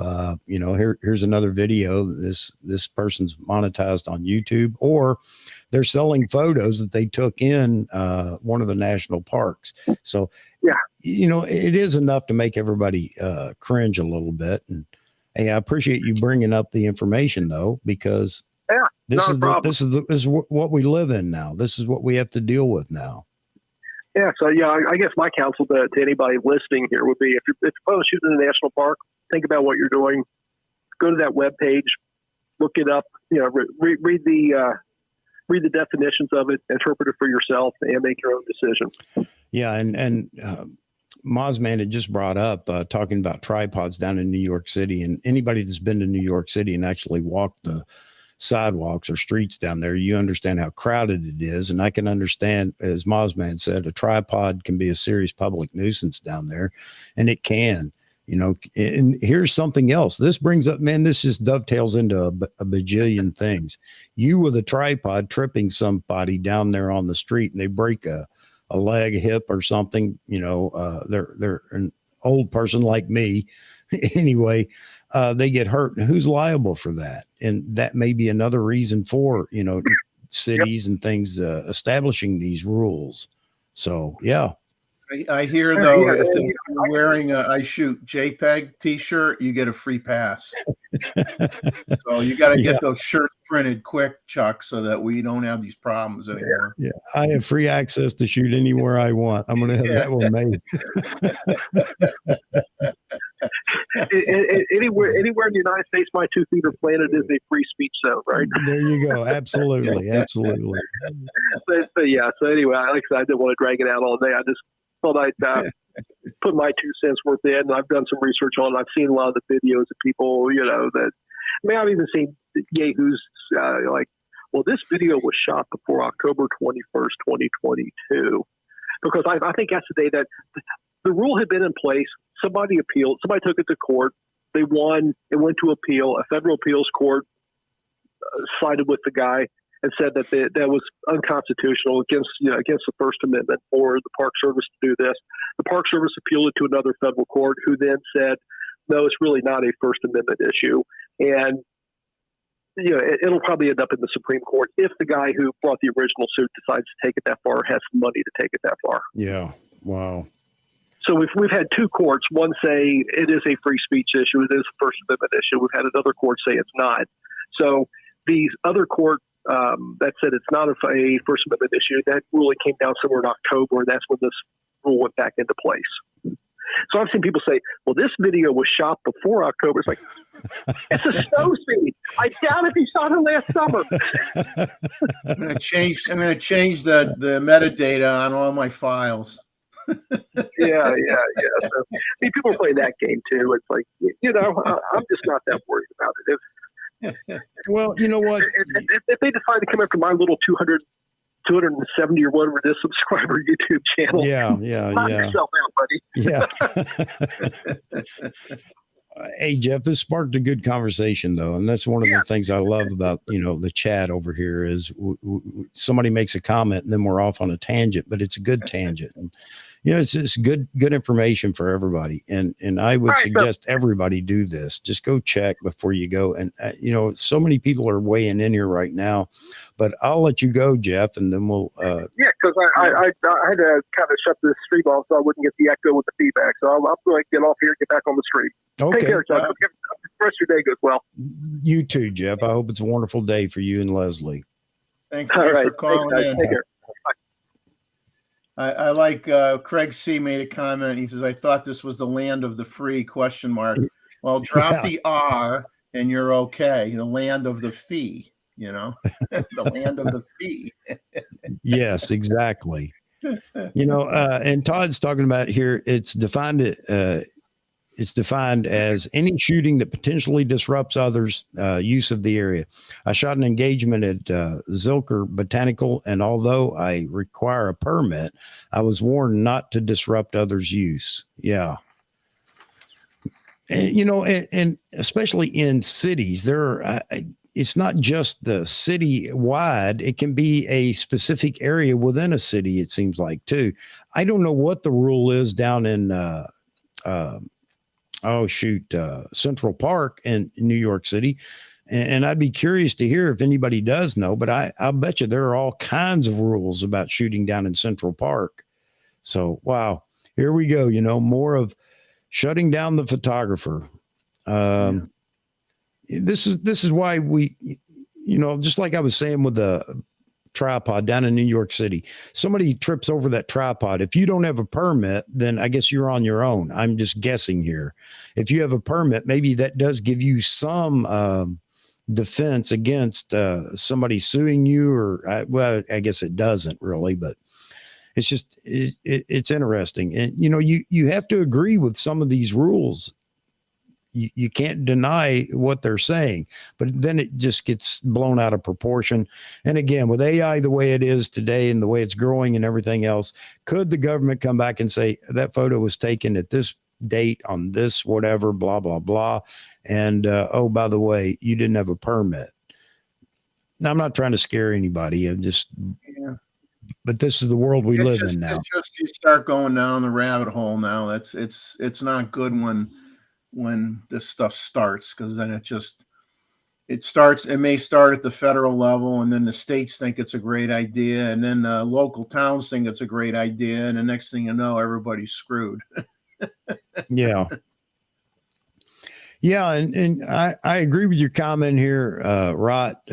People don't be afraid to take pictures. As you know, it's perfectly legal to take pictures in public domain. Some parks and attractions make their own rules they think that are legal, and they may not be. That's absolutely right. But then again, that you know, goes back to, if you're going to go somewhere, it probably wouldn't hurt to just check.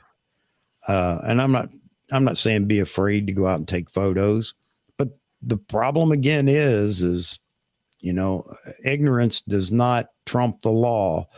And I'm not saying the law is right, but just be careful.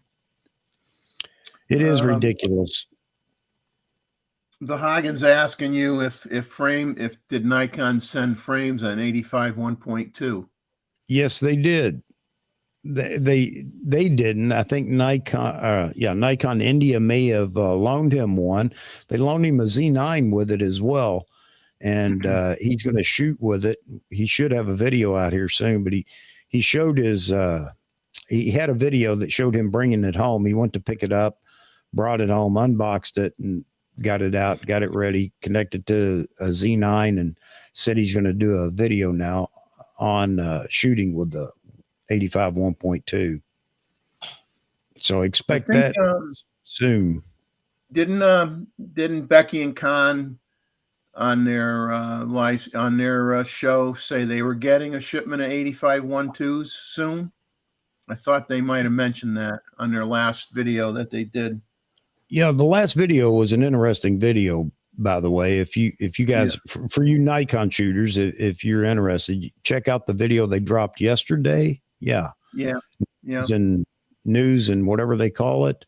And they're talking about the Z8, of course, again, and the Z6 III, and bringing up the Tom Hogan comment about what he expected.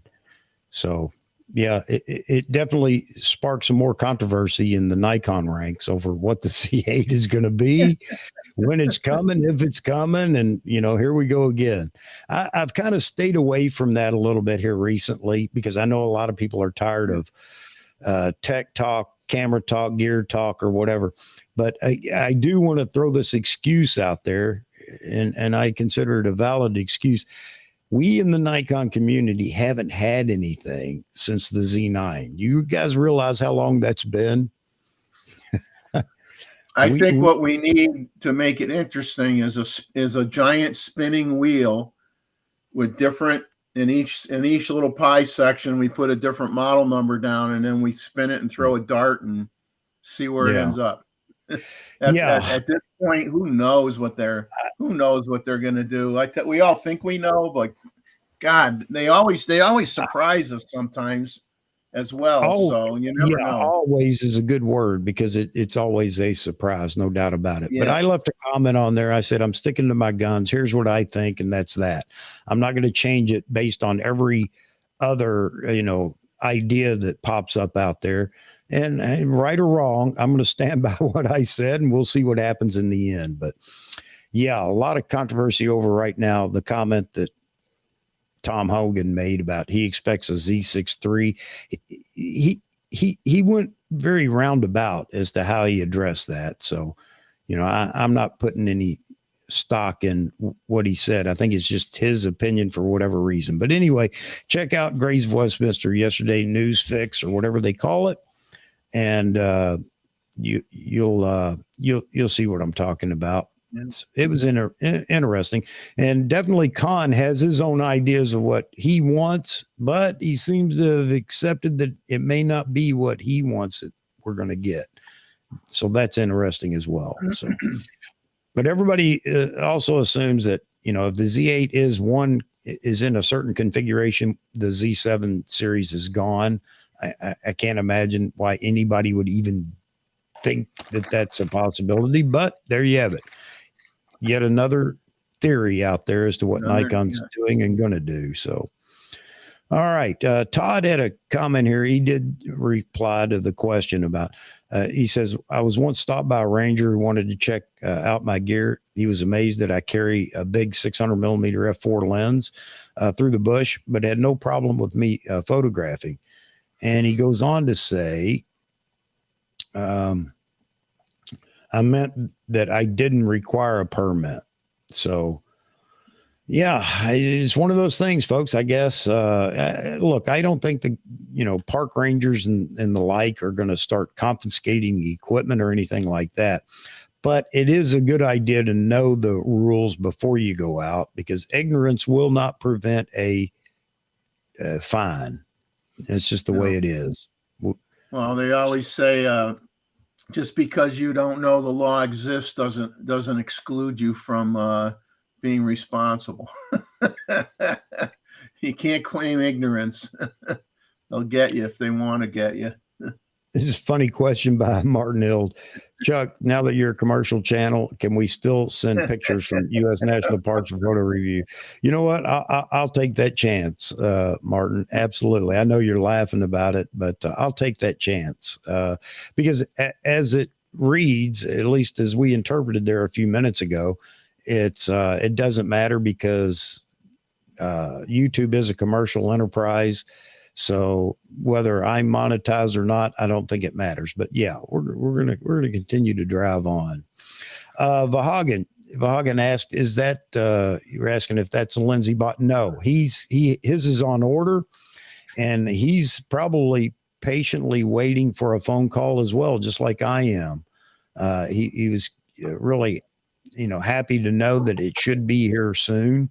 But Nikon, I assume Nikon India, I don't know for certain, Vahagan, but I assume Nikon India gave him the loaner of the pre-production model, and he did make that statement. It wasn't the, you know, the consumer completed version of the lens. And they also let him borrow a Z9 to go along with it, because I guess right now in his Nikon kit, the only thing he's got is a Z5 or a ZFC or something like that. And while you could do a review of that lens with those cameras, nothing says you couldn't. I'm sure Nikon would rather he review that lens on the Z9, and maybe that's why they loaned him the Z9. So, but look forward to that video coming out pretty soon, I would expect. Let's see. Nice to see that Jeff from Jeff and Leslie Wildlife seems to be liking his new Canon. Yeah, I'm really happy for you, good. Jeff. Good. Yep. Oh, you know what? You should post the next photo night. You should send in a picture of something you took with the Canon. Yeah, put you absolutely. on the spot, buddy. Absolutely. And this is just another case of, and people, well, now, Jeff, I can, you know, you're in good company with me. You're a petulant child. You wouldn't wait. I hope you're laughing right now.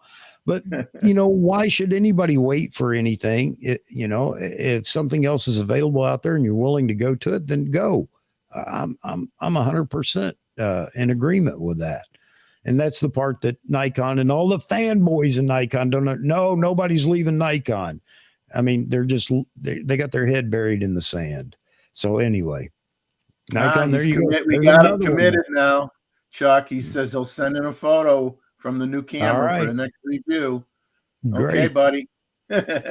Hey, Randall, thank you very much. Yeah, Nikon report with Grays. Yeah, absolutely. You're right. Oh, that's right, Robert. You are a ham radio operator, an amateur radio operator. Yes.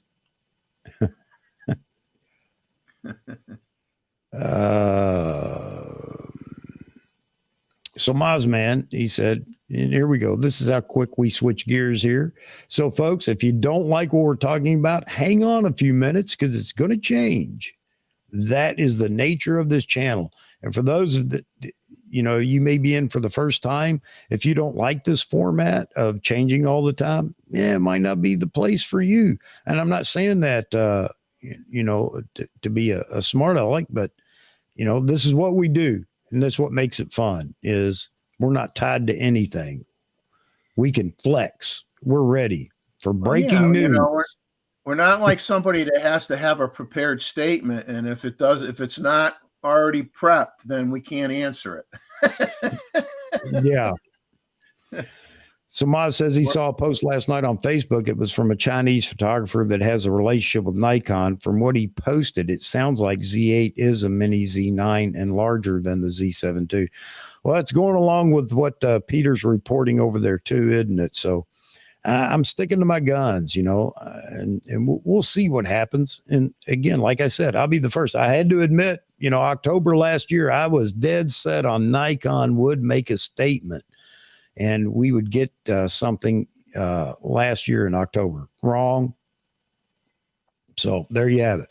And if I'm wrong about the specs, what I expect these cameras to be, I'll so state. But hopefully, and again, bear with us, Canon, Fuji, Sony shooters. Bear with us. We are starving over here in the Nikon camp. We're starving for something. We need what you guys have, a more robust system. And, we do get excited about it. And as we get closer to these dates, which we're really getting close to this date for the field day with cameras in Thailand or in the Philippines or wherever, and the get together by all the folks at Nikon headquarters. So, we can't help but be fidgety. All right. But I'm glad to hear somebody else agrees, Mozman, on what they think the Z8 will be. Z8 available later this year, and I had said that I think the Z8, there was a possibility that the Z8 could come before or Z6 III could come before the Z8. I guess maybe that might not be the case, but we don't know. I think the Z6 III is going to come sooner rather than later. I don't think it's going to be kicked down the road too far. Again, Nikon cannot afford to do that. So we'll see if that happens as well. Could it be a dual announcement? Nikon's never done that, right? Yes, they have. Yes, they have.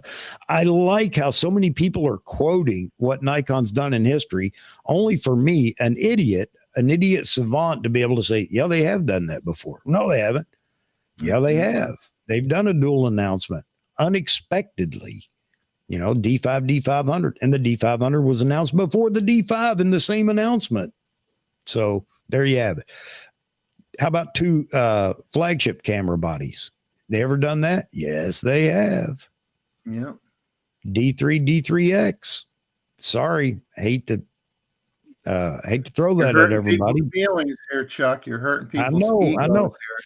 And I'm saying it to, quiet down this whole idea that they've never done it before. Yeah, they have done a lot of things before that you've forgotten because you're so fixated on what's going on right now. Maybe, I don't know.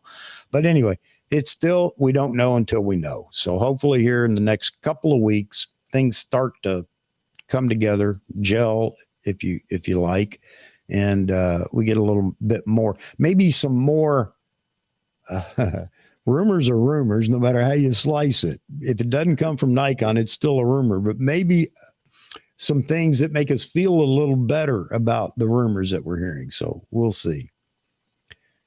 And I like it. It's fun. I like speculating. I like being happy about something coming. I'm not, one of those people that, well, I'll just sit over here in the corner and mind my own business until, you know, the cows come home. No, I like speculating. So there you have it. Mr. Vahagan, hopefully Frames takes some nice portraits with that lens and puts that lens to good use. Yeah, I hope so too, Vahagan. And, you know, again, one of the things I want to do with that lens is I want to go out and play with it. You know, at 1.2, 85 millimeter, there's a lot more you can do with that lens than just portraits in studio at f8. So that's the reason I'm getting it as well. Let's see. Yeah, Mozman just picked up an old Nikon 1 with a 70-300 VR lens on it, which is an equivalent to an 810 millimeter. So we were talking on the phone one day, and he says he's coming down in the near distant future. Probably meet up with him. He wants to do the 800 millimeter challenge, the Z mount 800 PF versus the 810 millimeter range on that Nikon 1 with the 70-300. We'll have to do a video and say old versus new or something. I don't know. An adapter and that 800 PF with a 2x teleconverter in that Nikon 1, man.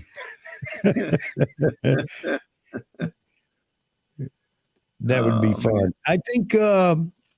I think James has done that, played with his. Yeah, James, you're still in the chat. I see you down here. Yeah. He said he has a J1 and a J5. Okay. A J1 and a J5 with the 3 kit lenses that came out with it. Yeah, you know, I saw Matt Granger do that test playing around with I think he had the 600 f4 and a 2x teleconverter and the adapter for the, I don't know, one of the, you know, the J1 or Nikon, I don't know what it was. And it was incredible. The focal length on that thing was incredible. And I mean, you could see every movement. You could see heat wave. I mean, it was just, it wasn't something you could go out and shoot with, but it was fun to play with, at least as I watched him play with it. Luis, I want to address this real quick too. For those that don't know, I think most of you do, especially those of you that are international, but Americans could even get caught up in this as well. Or U.S. folks. About gear as a border check at the airport. If I had bought any of my gear, he was questioned at the airport. I had enough scratches on my gear to prove that they were not new. So that's something else too. Carrying equipment in and out of different countries because of the VAT and everything else that goes on in so many different countries. You know, buying gear, flying abroad, i.e. leaving the UK, flying to the US, buying a new camera at B&H, and then flying home with it and trying to beat the VAT or whatever that goes on there. But yeah, I know that, you know, that's a no-no and you could be questioned on it. Todd says, I couldn't wait for the Z6 III, so I bought a Z9 and love it. Great, Todd. I'm glad to hear that, man. I'm glad you're enjoying the camera, man. It's a lot of camera to play with, the Z9. Don't I know?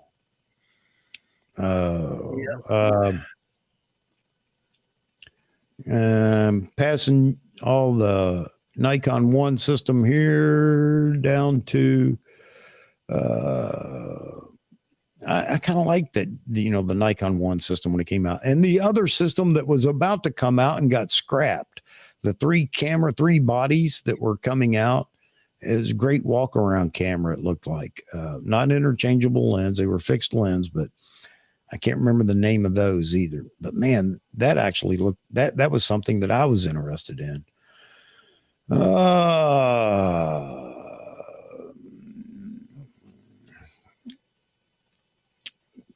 Yeah, we're losing steam, Jeffrey.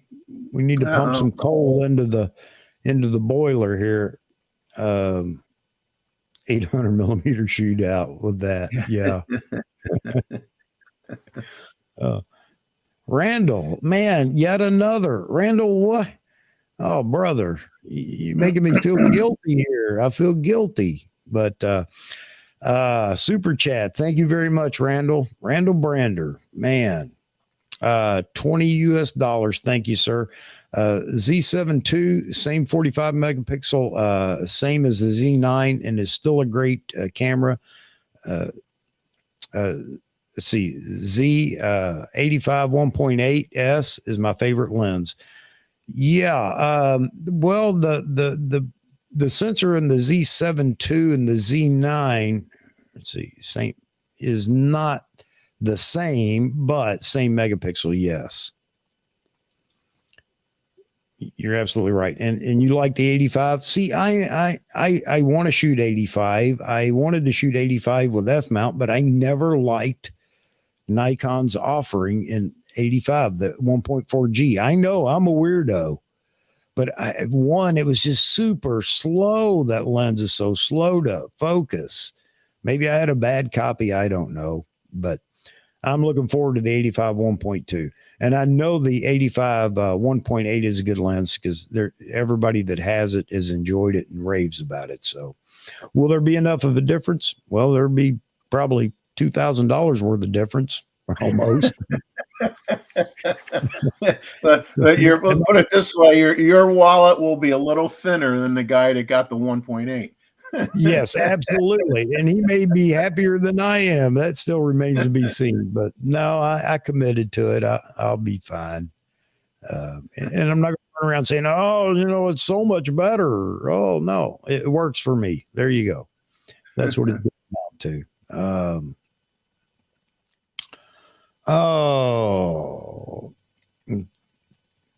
Todd talking about, I love the 85 millimeter length. I have the GF 110 f2 lens, which is full frame equivalent to the 85 at 1.5, and use it far more than I ever thought I would. Great for portraits, of course, and even street photography. See, I'm glad to hear that, Todd, because I'm not one of those that I need a secret camera, a spy camera to walk around and do street photography. I'm okay with carrying a real camera, real lens. Well, they're all real. Okay. But I'm okay with that. And I've never had any issues with it. In 85 millimeter, if people can see you taking a photo in street photography, then you're probably too close to begin with. But then again, there are people that want to go out and introduce themselves as a photographer, and that's great too. And say, I just like to take a photo of you. That works too. But if that's the case, what does it matter what size camera you have? So anyway, my 10 cents worth on street photography, which I'm not great at. I'm not great at any photography. I just like to go out and shoot, even though I haven't been doing that lately. But glad to hear that 85 millimeter is the focal length that you enjoy as well. David Stewart, here you go. You can't beat the system, people. You just can't beat the system. Customs agents have access to your credit card accounts. They know the answer to the question before you ask, before they ask you. Oh, man, you just can't beat the system, David. You're raining on our parade. We thought we were going to be able to carry our new cameras back wherever we're going. Oh, man. DL, that was it. Absolutely, Moz, man.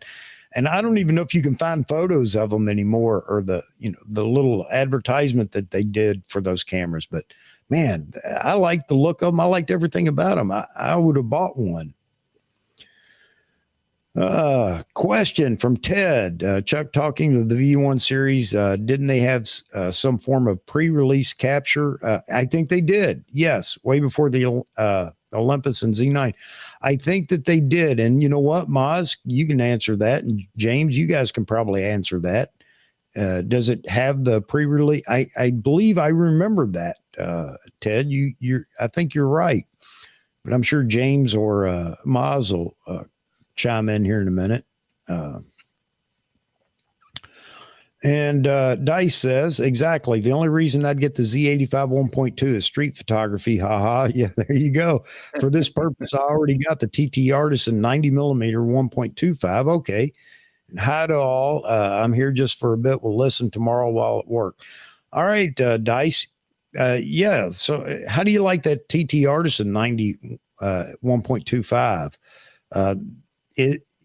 I'm guessing it is, and this is my ignorance showing again. I'm guessing that it's manual focus, and I got to tell you, folks, I'm not opposed to manual focus lenses. They can be just as good or better or whatever.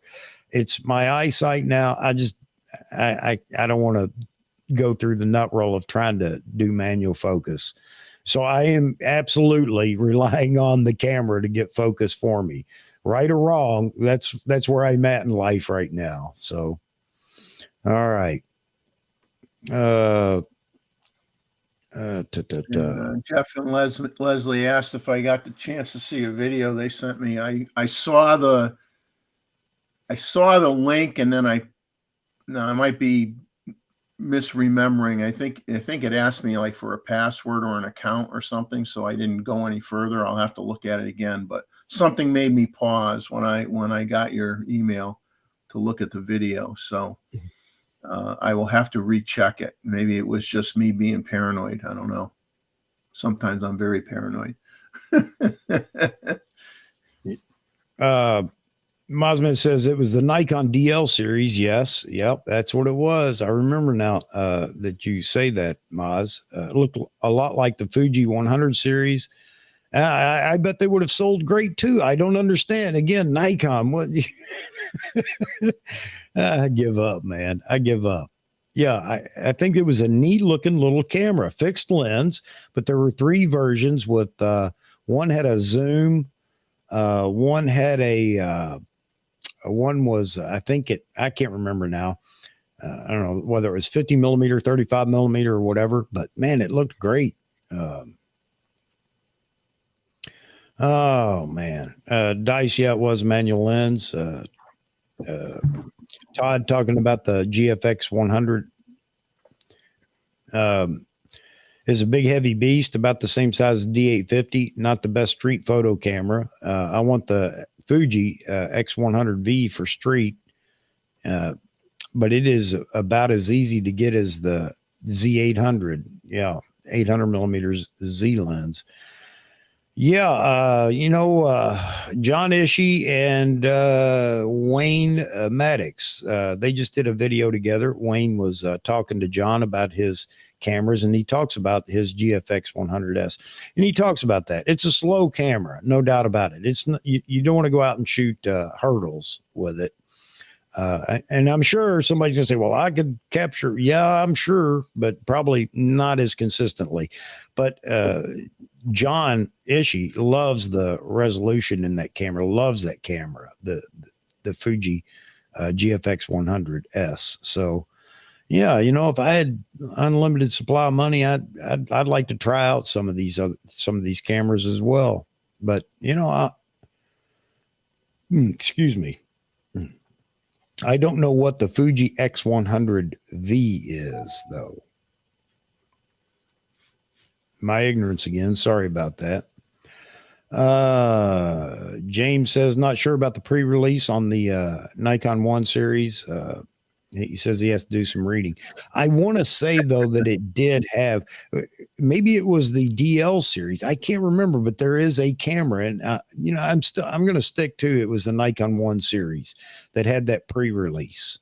Because that was one of the conversations I had with somebody early on when Nikon was getting ready they dropped the Z7, the original Z7, and people were talking about, well, Nikon doesn't have any, knowledge of mirrorless technology, blah, blah, blah. And I thought, no, not so. The Nikon 1 series was mirrorless. So Nikon does have some experience in this, so anyway, there you go. That was Nikon's first foray into mirrorless cameras, but they just decided to drop it. Let's see. And Dice says he loves it. is a GFX. Love it. Love the filmic look. If I miss focus, there you go. On the lens too. That's what you're talking about, not the GFX. My followers love that type of cinematic look. So do I. And it's, again, heavy, 1 kilogram, but way smaller than the new native. Yeah. Hey, Dice, again, I hope you're going to join us for our, this is a good segue into what's coming up here on the 1st of April, which isn't that far away, folks, our photo review night. And, I tried to challenge everybody with, try something creative, whatever it is. Don't worry about what you think the critics will say, but if you like what you come up with, then send it in for the photo review. So yeah, this is kind of goes in hand also with the DP review site. I don't follow charts and graphs so much. I want to see what the lens, or if we're talking about lenses, what it produces, what are its characteristics, because there are so many lenses out there, as we all know, that have a characteristic that we love. It's not the sharpest lens in the group, but we love something about it. So yeah, I'm all about creativity, man. Like you say, filmic look. If I miss focus, that's cool. I like it.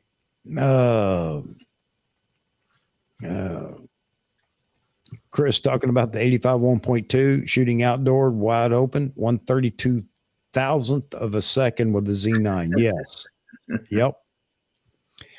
Yep.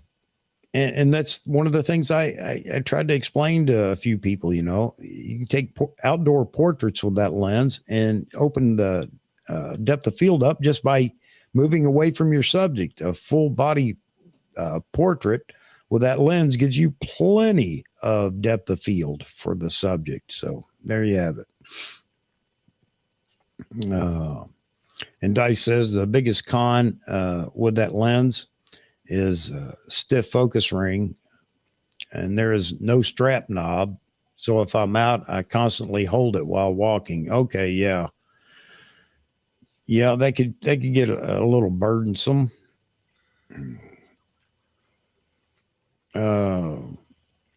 And continue with Dice here. If using this lens on the Z6 II, I accidentally unmounted a few times, which happened on one of the reviews I've watched before. One of the reviews I watched before I bought it. Not fatal. Okay. You always forget. Now you've been reminded, Dice. Send us some photos, man. Jump into the foray. Enjoy. And again, let me go back to that real quick. So it's on Saturday night, April 1st. It's not an April Fool's night, although if you want to send a photo that seems that way, that's fine. If you don't want to send something that you've gone out and created, some creative type photo, and I was going to talk about that today, but that's okay. Nobody wanted to talk about it. We want to talk about all these other things, and that's good. But if you want to send something creative, send it. Let's see it. Let's talk about it. I already have somebody that wants to be on the panel Saturday night. Jeffrey, I don't know about you, whether you're available or want to. I should be. Yeah. Okay. But I know somebody else. If you would like to be on the panel to talk about these photos as we go through them, by all means, send me an email to apstudios001@yahoo.com, and we'll set you up to come in and sit on the panel and talk about and talk about the photos. And I keep inviting people to do that. Recently, we've had a few new faces up here on the panel, and that's fantastic. Thank you very much, Kevin Nordstrom, for joining us. And Tim, was it Tim? I can't remember Tim Mackin. I got too many Tims in here now, folks. I can't keep up with everybody's last name. But anyway, new faces, and that's always good. If you would like to send a photo, check out the video that I have up right now about the photo review that's coming up. Or you can just make sure that when you take the photo, it's JPEG only, 2048 pixels on the long side, please. It just gives us more room a little bit of room to look, and the files aren't so large because, I got to store these, then print them and take them to the fair to sell them. And I mean, I just, Well, that's where you get the 36 cents from or whatever, right? exactly. I'm going to say that. I'm going to say that one of these days, and people are going to think I'm being honest here and I'm selling their photos. No, not at all. But yeah, send it to, again, AP Studios 001 at yahoo.com. If you would, in your submission, when you send it, in the subject line, just put photo review April or April photo review, something like that. So I know, and I can separate it from all the other chaff in the email mailbox. If you would like to be on the stream, again, just an email saying, send me the link in the subject line, and I'll make sure I get the link to you. And if you want to know how to do it or anything else, we'll talk about it beforehand. And yeah, I'd like to see more people get involved with this as well. And for me, I didn't want to do this. I've said it before. I didn't want to do this photo review thing. However, it's turned out to be a fantastic night in the live stream. I get so much inspiration from all of you all looking at your photos, and I have been challenged, or I've challenged myself now to get out and take some of these photos or try in the style that you submitted. I love it. So anyway, I hope you folks would join us. Even if you don't submit a photo, join us and you'll see what I mean about inspiration. There's always something in the group of photos that will inspire you. All right, man. Greg says he always sends in photos no one would want to buy. Not true. Not true at all. Not true.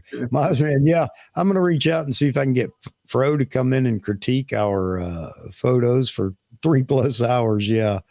Yeah, I don't think that's anything he'd be interested in. Do you? He would be very quick. He would just say, no, no, no, no. Yeah. No, I'm going to give him a little credit here and say that maybe if he did show up for something like that, that he would. We may not like, the critique. It might be a little more stern than we're used to, but I don't know. Or maybe it would be, you could apply Skittles to this, and if you take a picture of the Skittles on a table or whatever, then you'd win the contest. Yeah, and I know space people. Yeah, I know that Mozman's already answered you there. Or no, I thought so. Yep. Yeah, we talked about it, and it's a mixed bag. Some are upset or sad, and some aren't. Some could care less. I think the only thing that I really care about in that is the fact that all the data may go away. We don't know that for certain yet. And the comparison machine, the calculator, whatever it was, where you could compare lenses. I have done that before, but it's been a long time ago. But yeah, we talked about it.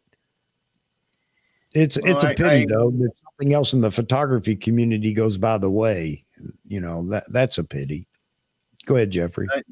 I didn't see the stream live. I watched it this morning, and I had gotten a notification because I had a login on DP Review, so they sent me a notification they were shutting it down, which surprised me.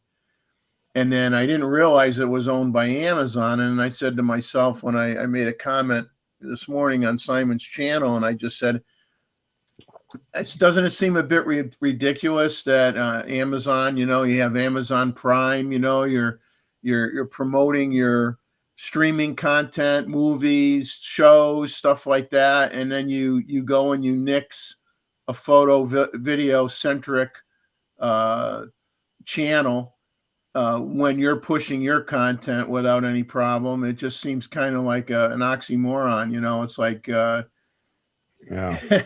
didn't sit well with me. I mean, you're shoving your Amazon Prime down everybody's throat to get them to subscribe, and then you go and you nix something that a lot of people do at least go to that, watch their reviews. Maybe you're not part of their community on in terms of back and forth with discussing camera gear and stuff, because that could get a little hostile at times. But their reviews and their articles have always been decent. Well, yeah, I did not know they were owned by Amazon either until yesterday watching Matt Irwin's live stream. Yeah, well, what else does Amazon own that they're going to drop here soon? You know, things that we want or whatever. What's going on with Amazon anyway? I don't know. Hey, Kevin, thanks, man. Yeah, you're more than welcome to join for the photo review, and I look forward to you being on the panel as well. Imagine swarms of cameras scouring national parks looking for Bigfoot. Well, I hope they're ready, because whatever it is, whether it's video or photo, it's going to be blurred, which of course isn't that it was actually blurred.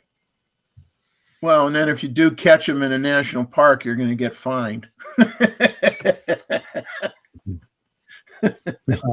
Space people, I'd love to hear you take Fro apart. Again, I've said it before. I didn't like the criticism he had for Nikon, the undue criticism, and there are things that are warranted. I will grant you that, no doubt about it. But again, I applaud Fro, like him or not. His channel is huge, and he's parlayed that into a living, and I think that's great that people can do that. But I don't care for all the the sniff test things and all the if I had Steven, I'd put Steven to work. Okay, not searching for clips of movies and TV shows to put in in a live stream or in a video. But yeah, man. I would just be me. And, I'm not going to hide the fact that, I might take umbrage with some of the things he said or whatever, but he could be him and I'll be me. Apply the Skittles pack to all the photos. It would be interesting to see that. Maybe I could invite him in to do that. And so he could sell the Skittles packs and we could see how well they work. Oh, you got to come up with your own packs and call them the M&M packs. There you go. Yeah, I don't know if Eminem would. I don't know how Eminem would take that. But yeah, somebody asked me if there was one sponsor I could have for the channel. Yeah, it'd be Eminem. That's not the rapper. Yeah.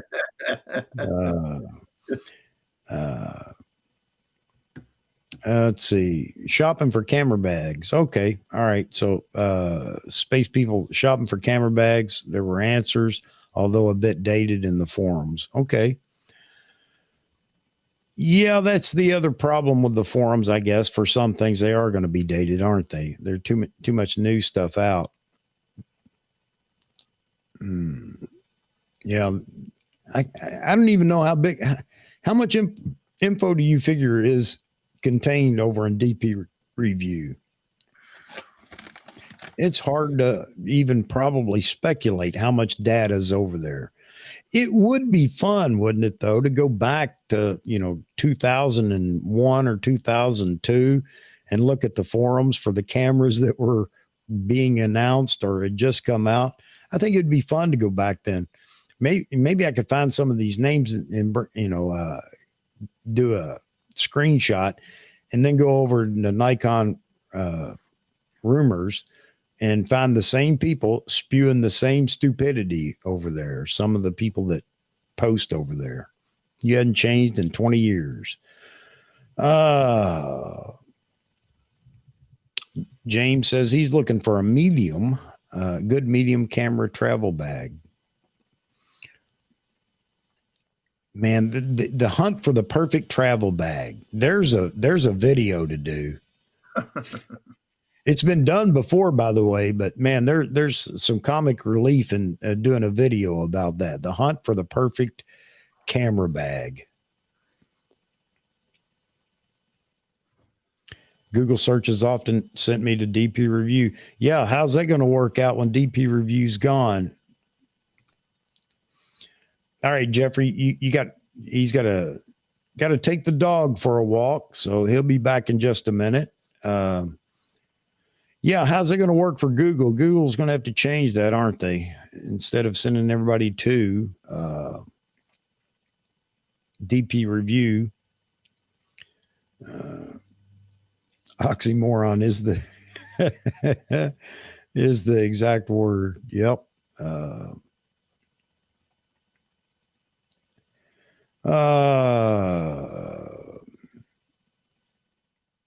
Let's see. Yeah, talking about DP review again, or still. Bet Amazon made money hand over fist from DP review back in the point and shoot era. I doubt they make much money these days from their product links in comparison. Yeah, that's what.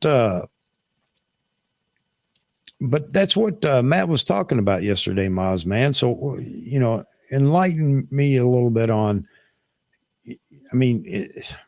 When he was talking about it, this may be the silver lining in this cloud may be that it helps the brick and mortar stores because of sales. Is it sales by affiliate links in DP review, or is it sales of cameras by Amazon? And if it's the latter, how would them closing DP review hurt Amazon in sales of cameras? I don't know. Help me out there. Because we all know that idiots are going to be idiots. And even if you blame Amazon and Amazon is the great evil here for shutting down DP review, and I guess they are you not going to shop Amazon anymore? And I know there were a lot of people saying boycott Amazon. And I'm not trying to dissuade anybody from doing that, of course. But I don't know if we're dropping the bucket for Amazon. Be it cameras, I mean, buying cameras, camera gear, or whatever. I don't know. I don't know exactly where he was going with that.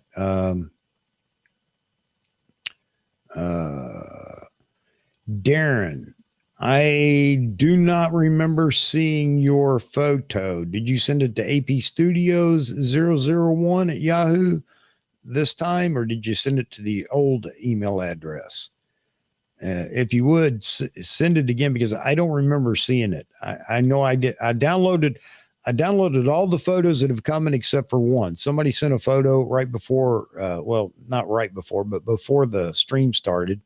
I don't have that downloaded and into the folder yet, but I don't remember seeing yours, Darren. And obviously I would remember that. So no, if you'd send it to the other, send it here, AP Studios 001 at yahoo.com, because I set that up just for the channel and I can keep track of all the photos coming in and things like that. I was losing too many of your photos, folks.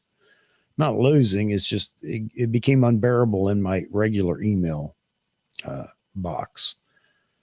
Also, I would like to throw this up here and invite you all over to AP Studios group on Facebook. And all it is just drop your photos, whatever you have to share with the community. And again, it doesn't matter what you shoot, what camera you shoot, lens you shoot, doesn't matter. Or even if it's just something that deals with the photography community that you want to post over there, by all means, do it. It's a great way to keep us all informed of what's going on in between streams or other videos that are, YouTube creators are producing, and share your work, shoot and share. And I know I need to do that too. And I'm going to, I keep saying that, and I'm going to, but yeah, if you want a place to drop photos that you're taking, and by all means, jump over there on AP Studios group on Facebook. It's a private group only to keep out, all the idiots, trolls and whatnot, or bots.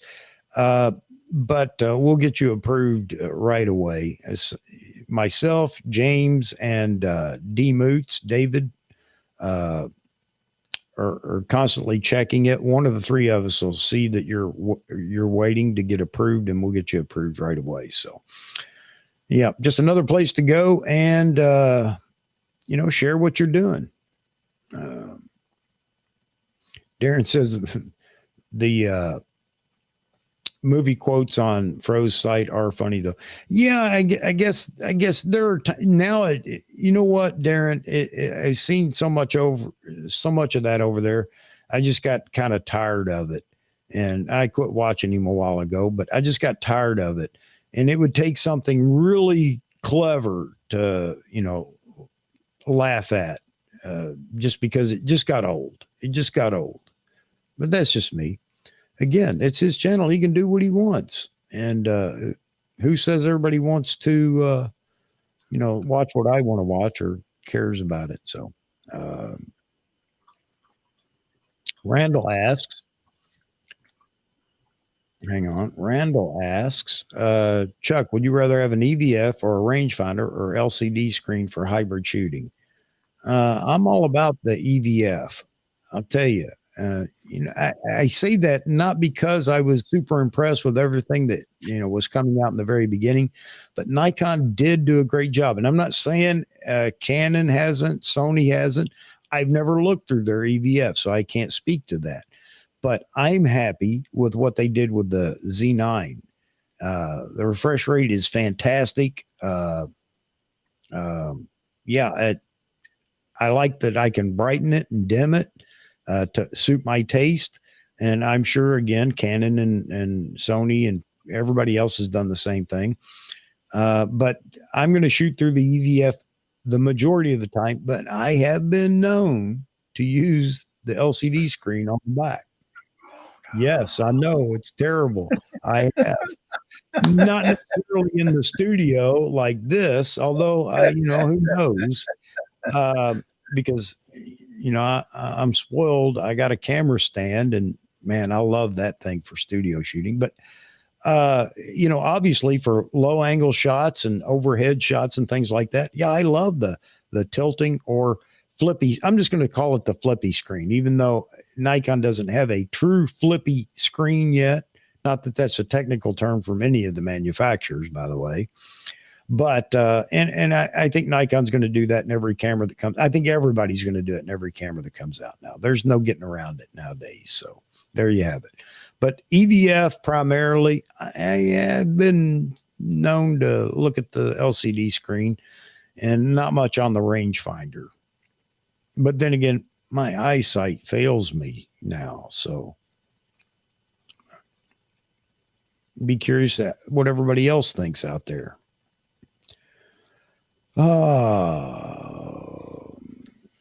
Let's see. Oh, so here you go with the product links. Thank you. Maz, you're just a wealth of information, man. You, Jeffrey, well, so many of you out there. Amazon bought the site from Phil Askey back in 2007, immediately added product links for all the review products back to their store for instant sales. Yeah. Well, that was a smart move. So do you think that with the loss of DP Review, that'll make a significant mark in the market for sales for brick and mortar or other stores? And hey, folks, let me clarify something. I say I buy from my brick and mortar. I don't have a brick and mortar on the corner down the street. But I consider a shop that I shop at for cameras and lenses. It is a brick and mortar store, of course, but it's not located in my state. But I buy from them over the internet, and they treat me like I'm standing right there at the counter. And I've talked about this before. If there's something coming up that you really want, you want to buy, you're going to buy it. You're not going to be on the fence. You're going to buy it as soon as you have the opportunity to buy it. Not running down B&H or Adorama, but if you go that route, you can expect to be in a long wait line for something that's highly anticipated. And if you go to some of these smaller stores around the U.S., whether it's in your state or not, you and begin to form a relationship with them, you're going to find you get things a whole lot quicker. If you don't care when you get it, then it's no big deal. But anyway, I buy from my brick and mortar store that isn't located in Connecticut.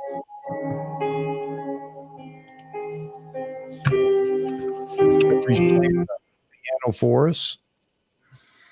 Not me. I don't tickle the ivories. I hit my space bar or something and turned on my iMusic.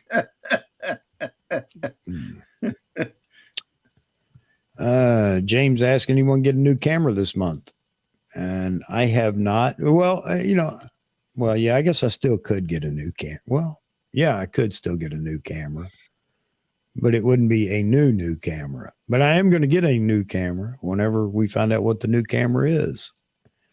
All right, Darren. Yeah, just send it to the other email. Appreciate that. And Mosman says, just the V3 here, waiting on a Z question mark. Oh, I thought the Z question mark was the ZXX, wasn't it? Yeah, there you go. There you go. Waiting for the ZXX. Man, how many videos did that generate? That was ridiculous. Oh my God. And that it had no, it made no sense to even talk about it. He says, I'll post my last sheep reel from this Sunday. Does sheep count as wildlife? Well, yeah, I guess it does.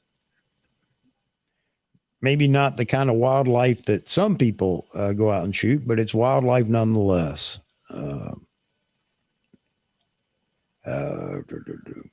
Darren says, I used to be a creative photographer years ago. I used to do a lot of light painting and shooting using steel wool. Yep. To create sparks. A lot of fun and very effective at night. Yep. Yeah, that's the kind of stuff that is fun, though. It really is. I know not everybody's going to go out and shoot that kind of stuff, but yeah, it can be different perspectives for a certain genre. Not the normal perspective could be creative. There's a lot of things that can make it creative, breaking the rules and all those kind of things too. So,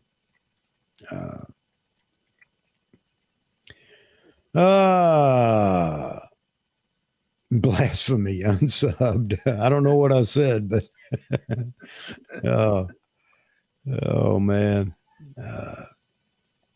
Let's see.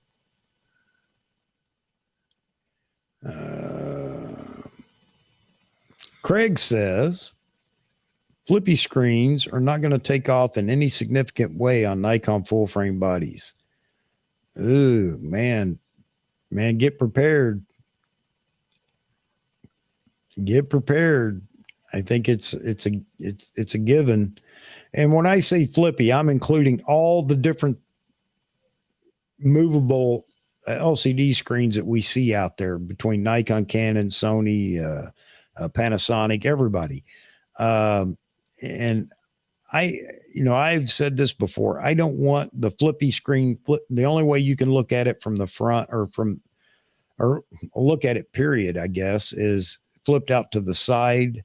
I want to see it on axis with the sensor. And if you could flip it out and articulate it up, down, sideways, left or right, and still be able to flip it out, but have it articulate in all those different directions while it's right behind the sensor, I'm okay with that. That's what I didn't want. I didn't want to have to look to the side of the camera. Call me weird. I am. I didn't want to look off axis to, frame a particular. You lose your point of reference. You're lined up with the viewfinder or the the EVF or whatever. You don't want to be turning your head. Yeah. That's just me. That's what's nice about not having to go and put unless you want to, not having to go to put one of those external Atmos devices on your Z9, because it does so much internally. You don't need to have one for the most part, Yeah. You don't have to be looking up and looking down and, you just focused on what you're wanting to focus on. That's it. Yeah, Craig, you know what? And I agree with you, but let it articulate just a little bit more. But there are people that want it to at least flip all the way out to the side. I don't know why you would need that on a Z9, honestly. I don't think too many Z9 shooters would miss the fully articulating screen where it flips out so you can see it from the front of the camera. Maybe there are people, I don't know. But if you can do that while not, while it still has all the articulation right behind the sensor, I'd be happy with that. Just make it so that if you want to, you can flip it all the way out. Excuse me. And there's no doubt that Nikon will build it robust enough that you don't have to worry about it breaking, no matter what they do. I go back to the D5000 series. I had a D5000, you know, I bought just temporarily to see, okay, am I going to get back into photography and play with this stuff? And that little flippy screen on it was convenient for shooting events, you know, down low or overhead and things like that. I will admit that. But again, I think they are going to put them on all the cameras. And I think that whether we like it or not, I don't think Nikon's going to pick and choose one type fits all. I think it's all of them will have the ability to flip out and face the front. So, but I think Nikon again will make it very robust. Remember when the D500 came out and everybody was talking about, you know, the articulating screen on it. It was going to break. Man, I'll tell you, and you know this now to be true. I went to one of the events where they were demoing the D500 with the D5, and the guy's carrying it around by the screen like a handle just to show everybody how robust it was. So I think we're past the days of little bitty break off flippy screens, and things are a little more robust now.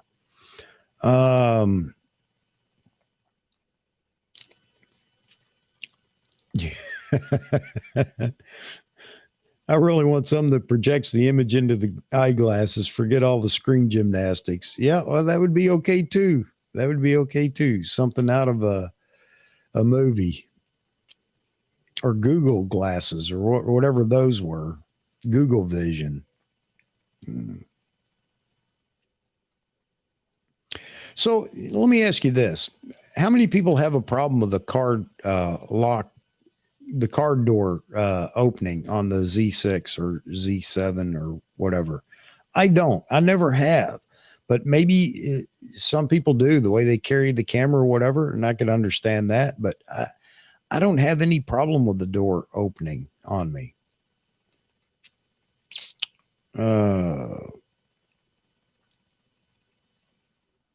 I ran into somebody the other day that I'd seen him before where I shoot, but I didn't really know him by name. And he was asking about my camera. And then he says, well, I was thinking of getting one of those. He says, but I really do mostly portraits and portrait photography, wedding photography on occasion, that type of thing. And I says, I go buy a Z6 too.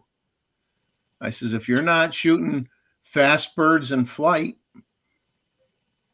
and I says, you could use a Z6 too and you'd love it. There's nothing wrong with that camera. I says, go out and get a Z6 too. I says, you don't have to. I said, if you hardly ever shoot wildlife, I says, you don't need to spend the money for a Z9. If you're doing mostly people, to get a Z6 too, and you'll be thrilled to death. You won't have any problem at all. Yeah, I agree with that 100%. If you don't need the new technology that we expect to be in this next iteration of cameras, you know, video and all the other things that we expect to see, if you don't need any of that, then hey, it's a great day for you, because you can go buy a brand new camera a whole lot cheaper than any of us bought it new. Yeah, I think it, you know,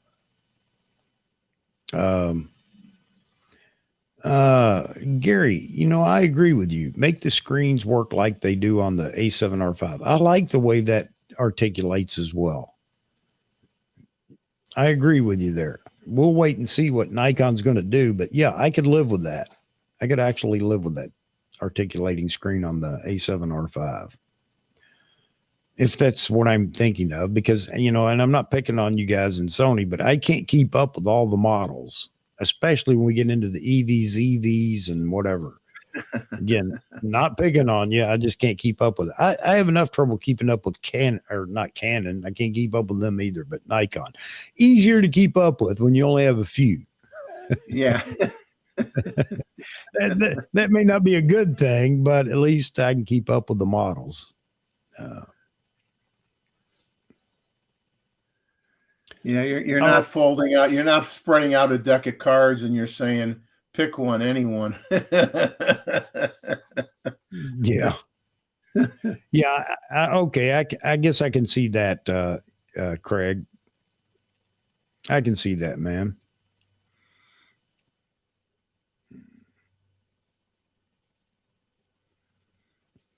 And Rod says, I like it better than it was before, to tell the truth. And that's just it, man. You know, everybody's going to find something. It's just the way you handle a camera or whatever. Something's going to irritate you, and others it doesn't bother at all. It's just the way it is. The perfect camera. You know, that's what's coming next. You know, Nikon's going to have you, they send you a box of clay. You put your hands in the clay and send the clay back to them, and they're going to build a body that fits your hands perfectly. And it's going to be Build-A-Bear type of business, where you decide, just like you do with your computer, you decide, you know, the sensor, you know, you get to select from many different sensors, be it BSI only or stacked or whatever, and pick the, you know, the resolution of the LCD. I mean, that's what we're going to get to. That's where we're going to be. And man, then you just sit at home and wait for the UPS man. That's how Chrysler used to be with cars many years ago. I used to, I don't want to say I'm bragging that I had a Dodge Caravan or anything, but a soccer mom vehicle or whatever. But I had several. But the thing is, back in that era, like now you go buy a car, it'll have 3 or 4 trim levels. And back then you would have pages and pages and pages, and you could just pluck off what you want. You know, you didn't, if you didn't want nav, if you wanted nav, but you didn't want the moonroof, you could get it. You know, now it's like, you want nav, you got to get the moonroof, you got to get this, you got to get that. And it's like $2,000-$3,000 bill or more, and you don't want half the crap that comes with the nav. You just want the nav, you know. Yeah. But in the old days, man, you literally you spent hours at the dealership going through every line item, and the salesman would say, "Do you want this on the car? Do you want that on the car?" Yeah. It's kind of like buying a computer nowadays. If you're buying a Mac, do I get it? How much RAM? How much memory, how much this, how much that, what speed processor, blah, blah, blah, blah, blah.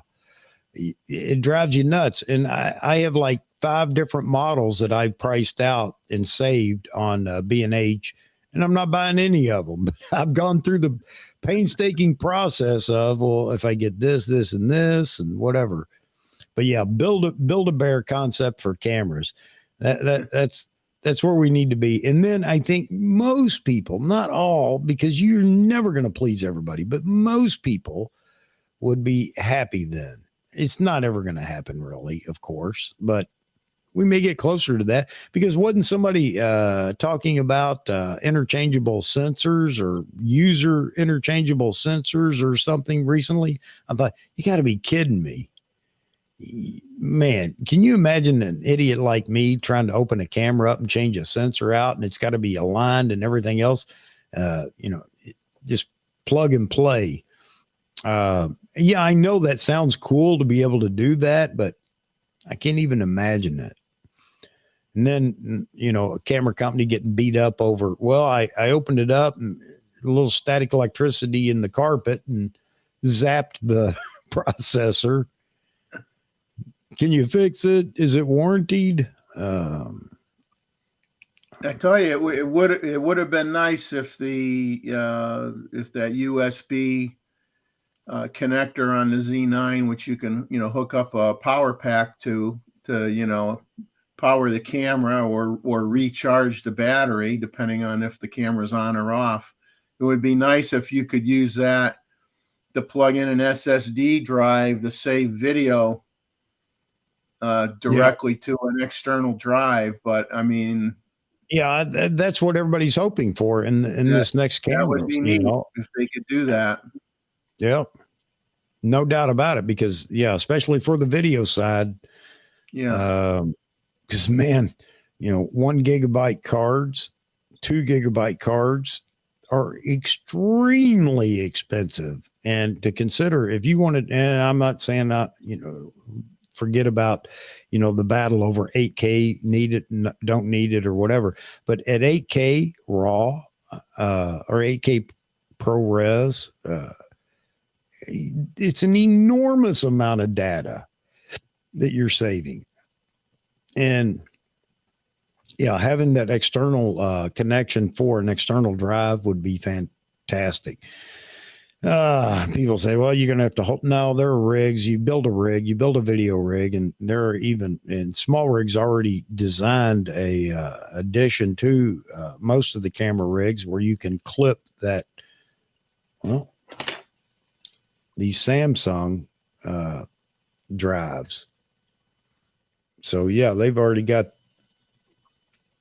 a video rig with an attachment to attach those.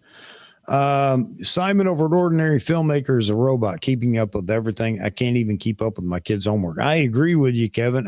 He's amazing. And he told me, he says he has, if he wakes up in the middle of the night and checks on all the sites, I don't know how he's got it configured with his phone or whatever, but he said, if there's something important, then I'll just get up and go do a video right then. I mean, you're right. He's a robot, no doubt about it. But the one thing, I like about Simon is he's posting everything. It's not just any one particular brand.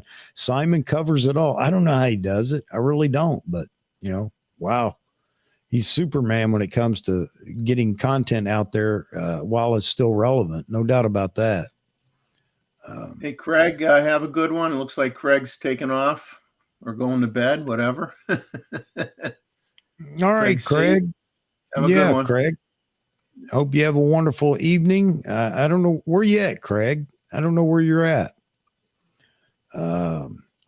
Mosman says dummy CFE card with a ribbon cable to an SSD drive. Yeah, I mean, I guess that could be possible too. I don't know what Nikon's up to, but I got a feeling this next camera that comes out, it's going to be pretty amazing. It'll have some specs and things like that that are purely for marketing, no doubt about that. Maybe very low use, but it's there for marketing or whatever. But I think it's going to wow us with some of the things that come in this new camera. I said that a long time ago. When the Z8 comes out, expect to get some new features that even the Z9 doesn't have. And you can bet on that. But everybody's so worried. You can't outshine the flagship. Yeah, you need to go back to 1920s marketing. That's where that kind of thought process belongs. I think that we're going to get a lot of stuff in this new camera that's going to be pretty wow. Well, they got to put some. They'll have to put something in it. So like you said, even if it's something that not everybody's going to use, but they have to have some unique stuff on it from a marketing standpoint, so they could say, well, we have this and the other, and this is why it's good and good to have, and the other guys don't have it, until the other guys leapfrog them, and then they have something that Nikon doesn't have, and we go back to how it used to be. Now you'll have three. Well, you'll be, when these new cameras come out. Once these new cameras come out, then you're going to be back to the days where instead of just Nikon and Canon leapfrogging, it'll be a Nikon, Canon, Sony leapfrogging, but that's nothing wrong with that. That's what makes things, get better. You know, people are too afraid to change, and it's like sometimes those things that come out you don't need. You know, you could keep a camera for heck, you can keep a camera for 15 years, 20 years, whatever. If it does what you want it to do, nobody's making you buy a new one. You know? Yeah. I want to do a rant on that, by the way. I definitely want to do a rant on that. Those that are so vocal about you don't need this, you don't need that, and I want nothing but a stills camera and blah, blah, blah. Why are they angry people? They're the only people that should be happy in the camera world because they already have what they want. Yeah, and they're not spending money. They're not spending any money. Yeah, so. I you know, be happy. You know, or do you want just a brand new camera that with old tech? Is that what you're saying? Or maybe just some of the tech or whatever. I don't know. But it seems like that group would be the most happy photographers in the world. You already have everything because you've told me over and over and over, you can shoot anything with the camera that you have that's 10 years old or whatever. Well, then be happy. You know, you're not stuck in this trap that I am. I'm not happy. I want new. But I shouldn't say I'm not happy. Just think of all the spare time they have. They don't have to watch any YouTube channels. They don't have to go in any camera stores. All is well. Yeah.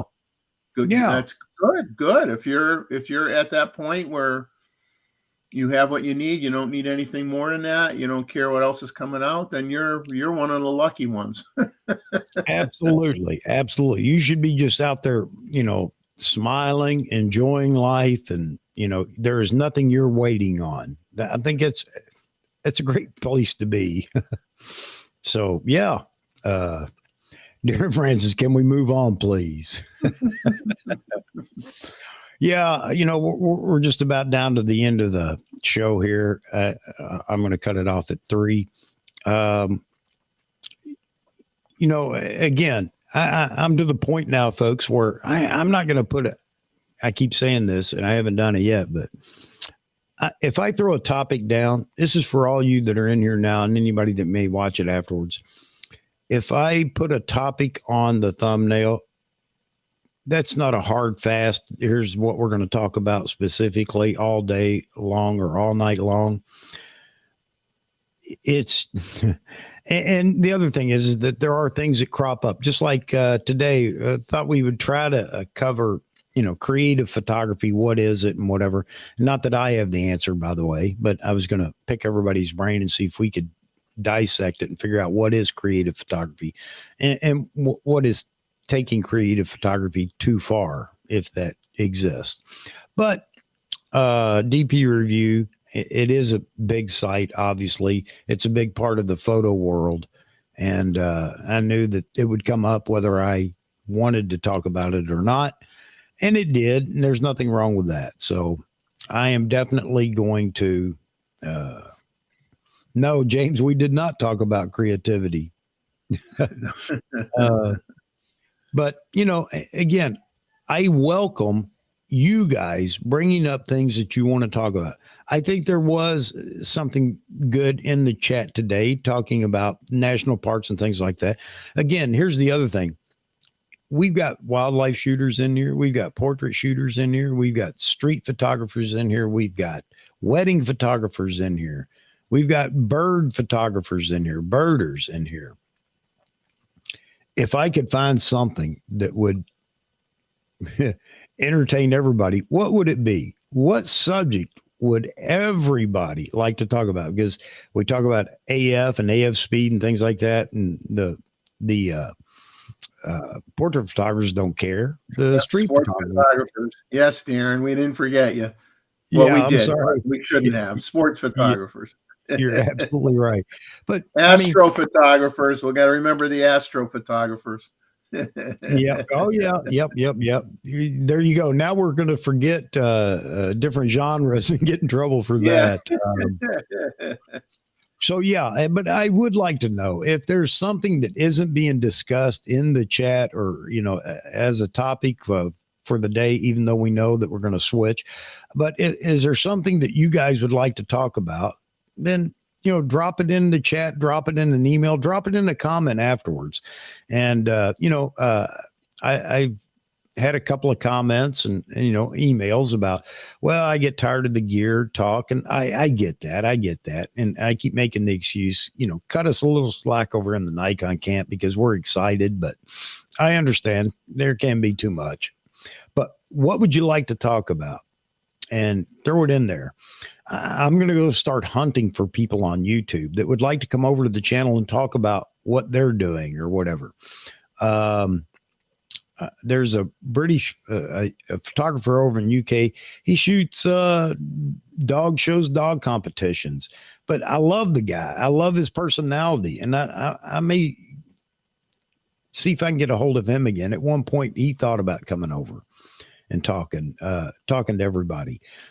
Food photography. There you go.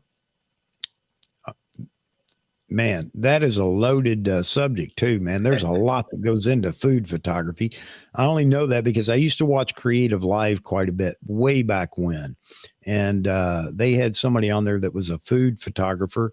And man, watching what they go through and all the tricks that they use in food photography is pretty cool. It is interesting. Reminder to everybody to, and I myself included, I haven't done it yet, is submit a photo for April Fool's there. Get a photo into Chuck for the photo review. Yeah. If you haven't already done that. I hear you, Darren. I hear you. You know, again, why don't you come on and talk to us about sports photography? Because I think you especially since you mount cameras, have remote cameras and everything else, that would be fascinating. And it will not be fascinating in the chat because there's so much to talk about. Yeah, I'd love for, you know, somebody like you and others that are into specialties too much. I'm too shy for that. You'll break that in a few minutes, man. I guarantee you, once you start talking about what you're passionate about, you forget all about that camera in front of you. I'll tell you right now.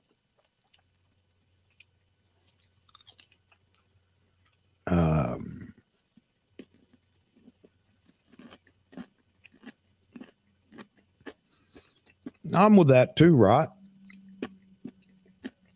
I agree with you. That's one of the things that we get over in the photo review is the fact that it's just us taking photos, and there are some fantastic photographers. They may not even know how good they are, but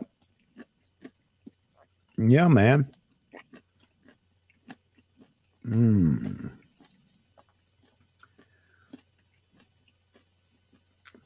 Oh man, Long Rider. Yeah. I don't know how J-Rod gets into how do you get lingerie on a bird. I don't know if we're getting into comedy or what. I would say have it fly through a clothesline, but there not too many people have clotheslines anymore.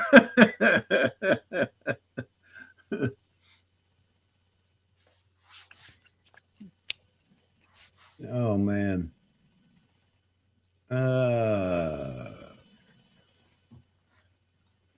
Yeah, I got to figure out, Long Rider, why I can't see your comments over here. How in the world did that happen? I can see them over on YouTube in the YouTube chat, but not here. Well, hopefully if you switch over to the other streaming service, the problem goes away. Hopefully.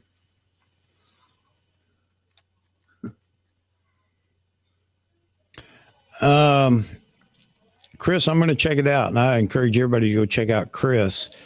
So on YouTube, Chris, what is your handle?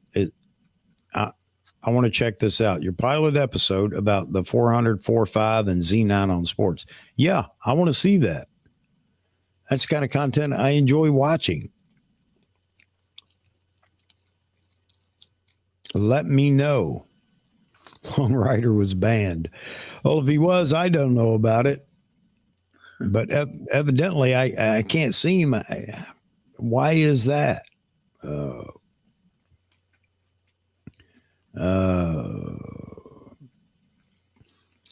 Yeah, Darren Francis talking about genres, switch for a week, shoot each other's. I think that'd be fun to do. I mean, that's one of the things that, I hope you guys would come up with and actually want to do. If there's a lot of excitement about it, then we'll talk it up. We could even do a special show sending in photos. My attempt at wedding photography. Yeah, that'd be a good one for me to do. Vahagan would have a field day laughing.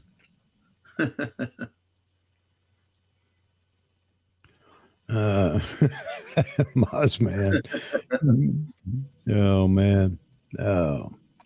I don't know what it is, Long Rider, but now I got to figure that out as well.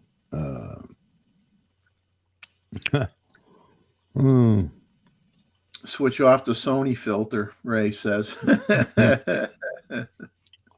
No, that's not it. I don't know what it is. I'm looking over here. I can't tell. I'm not going to try to dive into it right in the middle of the live stream. All right, folks, we made it to 3 p.m. and we still have people watching, which is hard to believe again. I love you folks. I do. But you're constantly surprising me. And today was another day that I was surprised. I thank everybody for all of the super chats. I really appreciate that. It's not necessary, but I appreciate it. No doubt about it.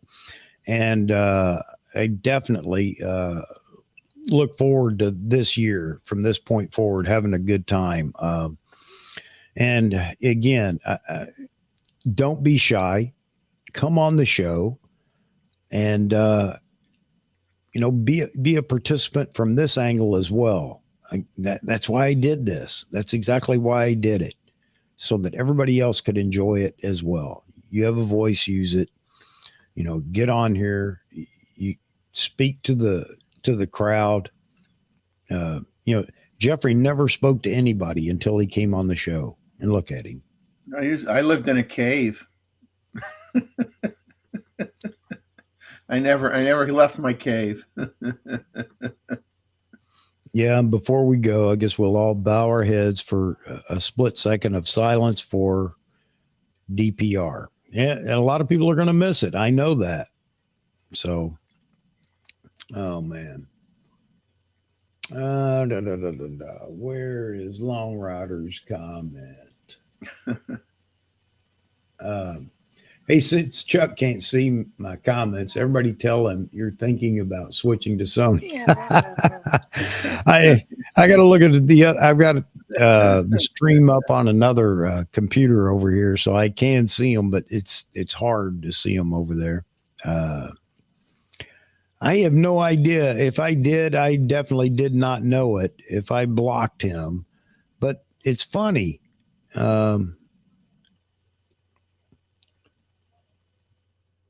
Oh man, there's no way to tell. Now this is freezing up. What is this? All right. Oh well. All right. Again, restream, you're on notice. You're beginning to aggravate me. Now I hit the 3 dots over here and I can't get the block to go away. Why is that? Gremlins in their programming. All right. Finished with that.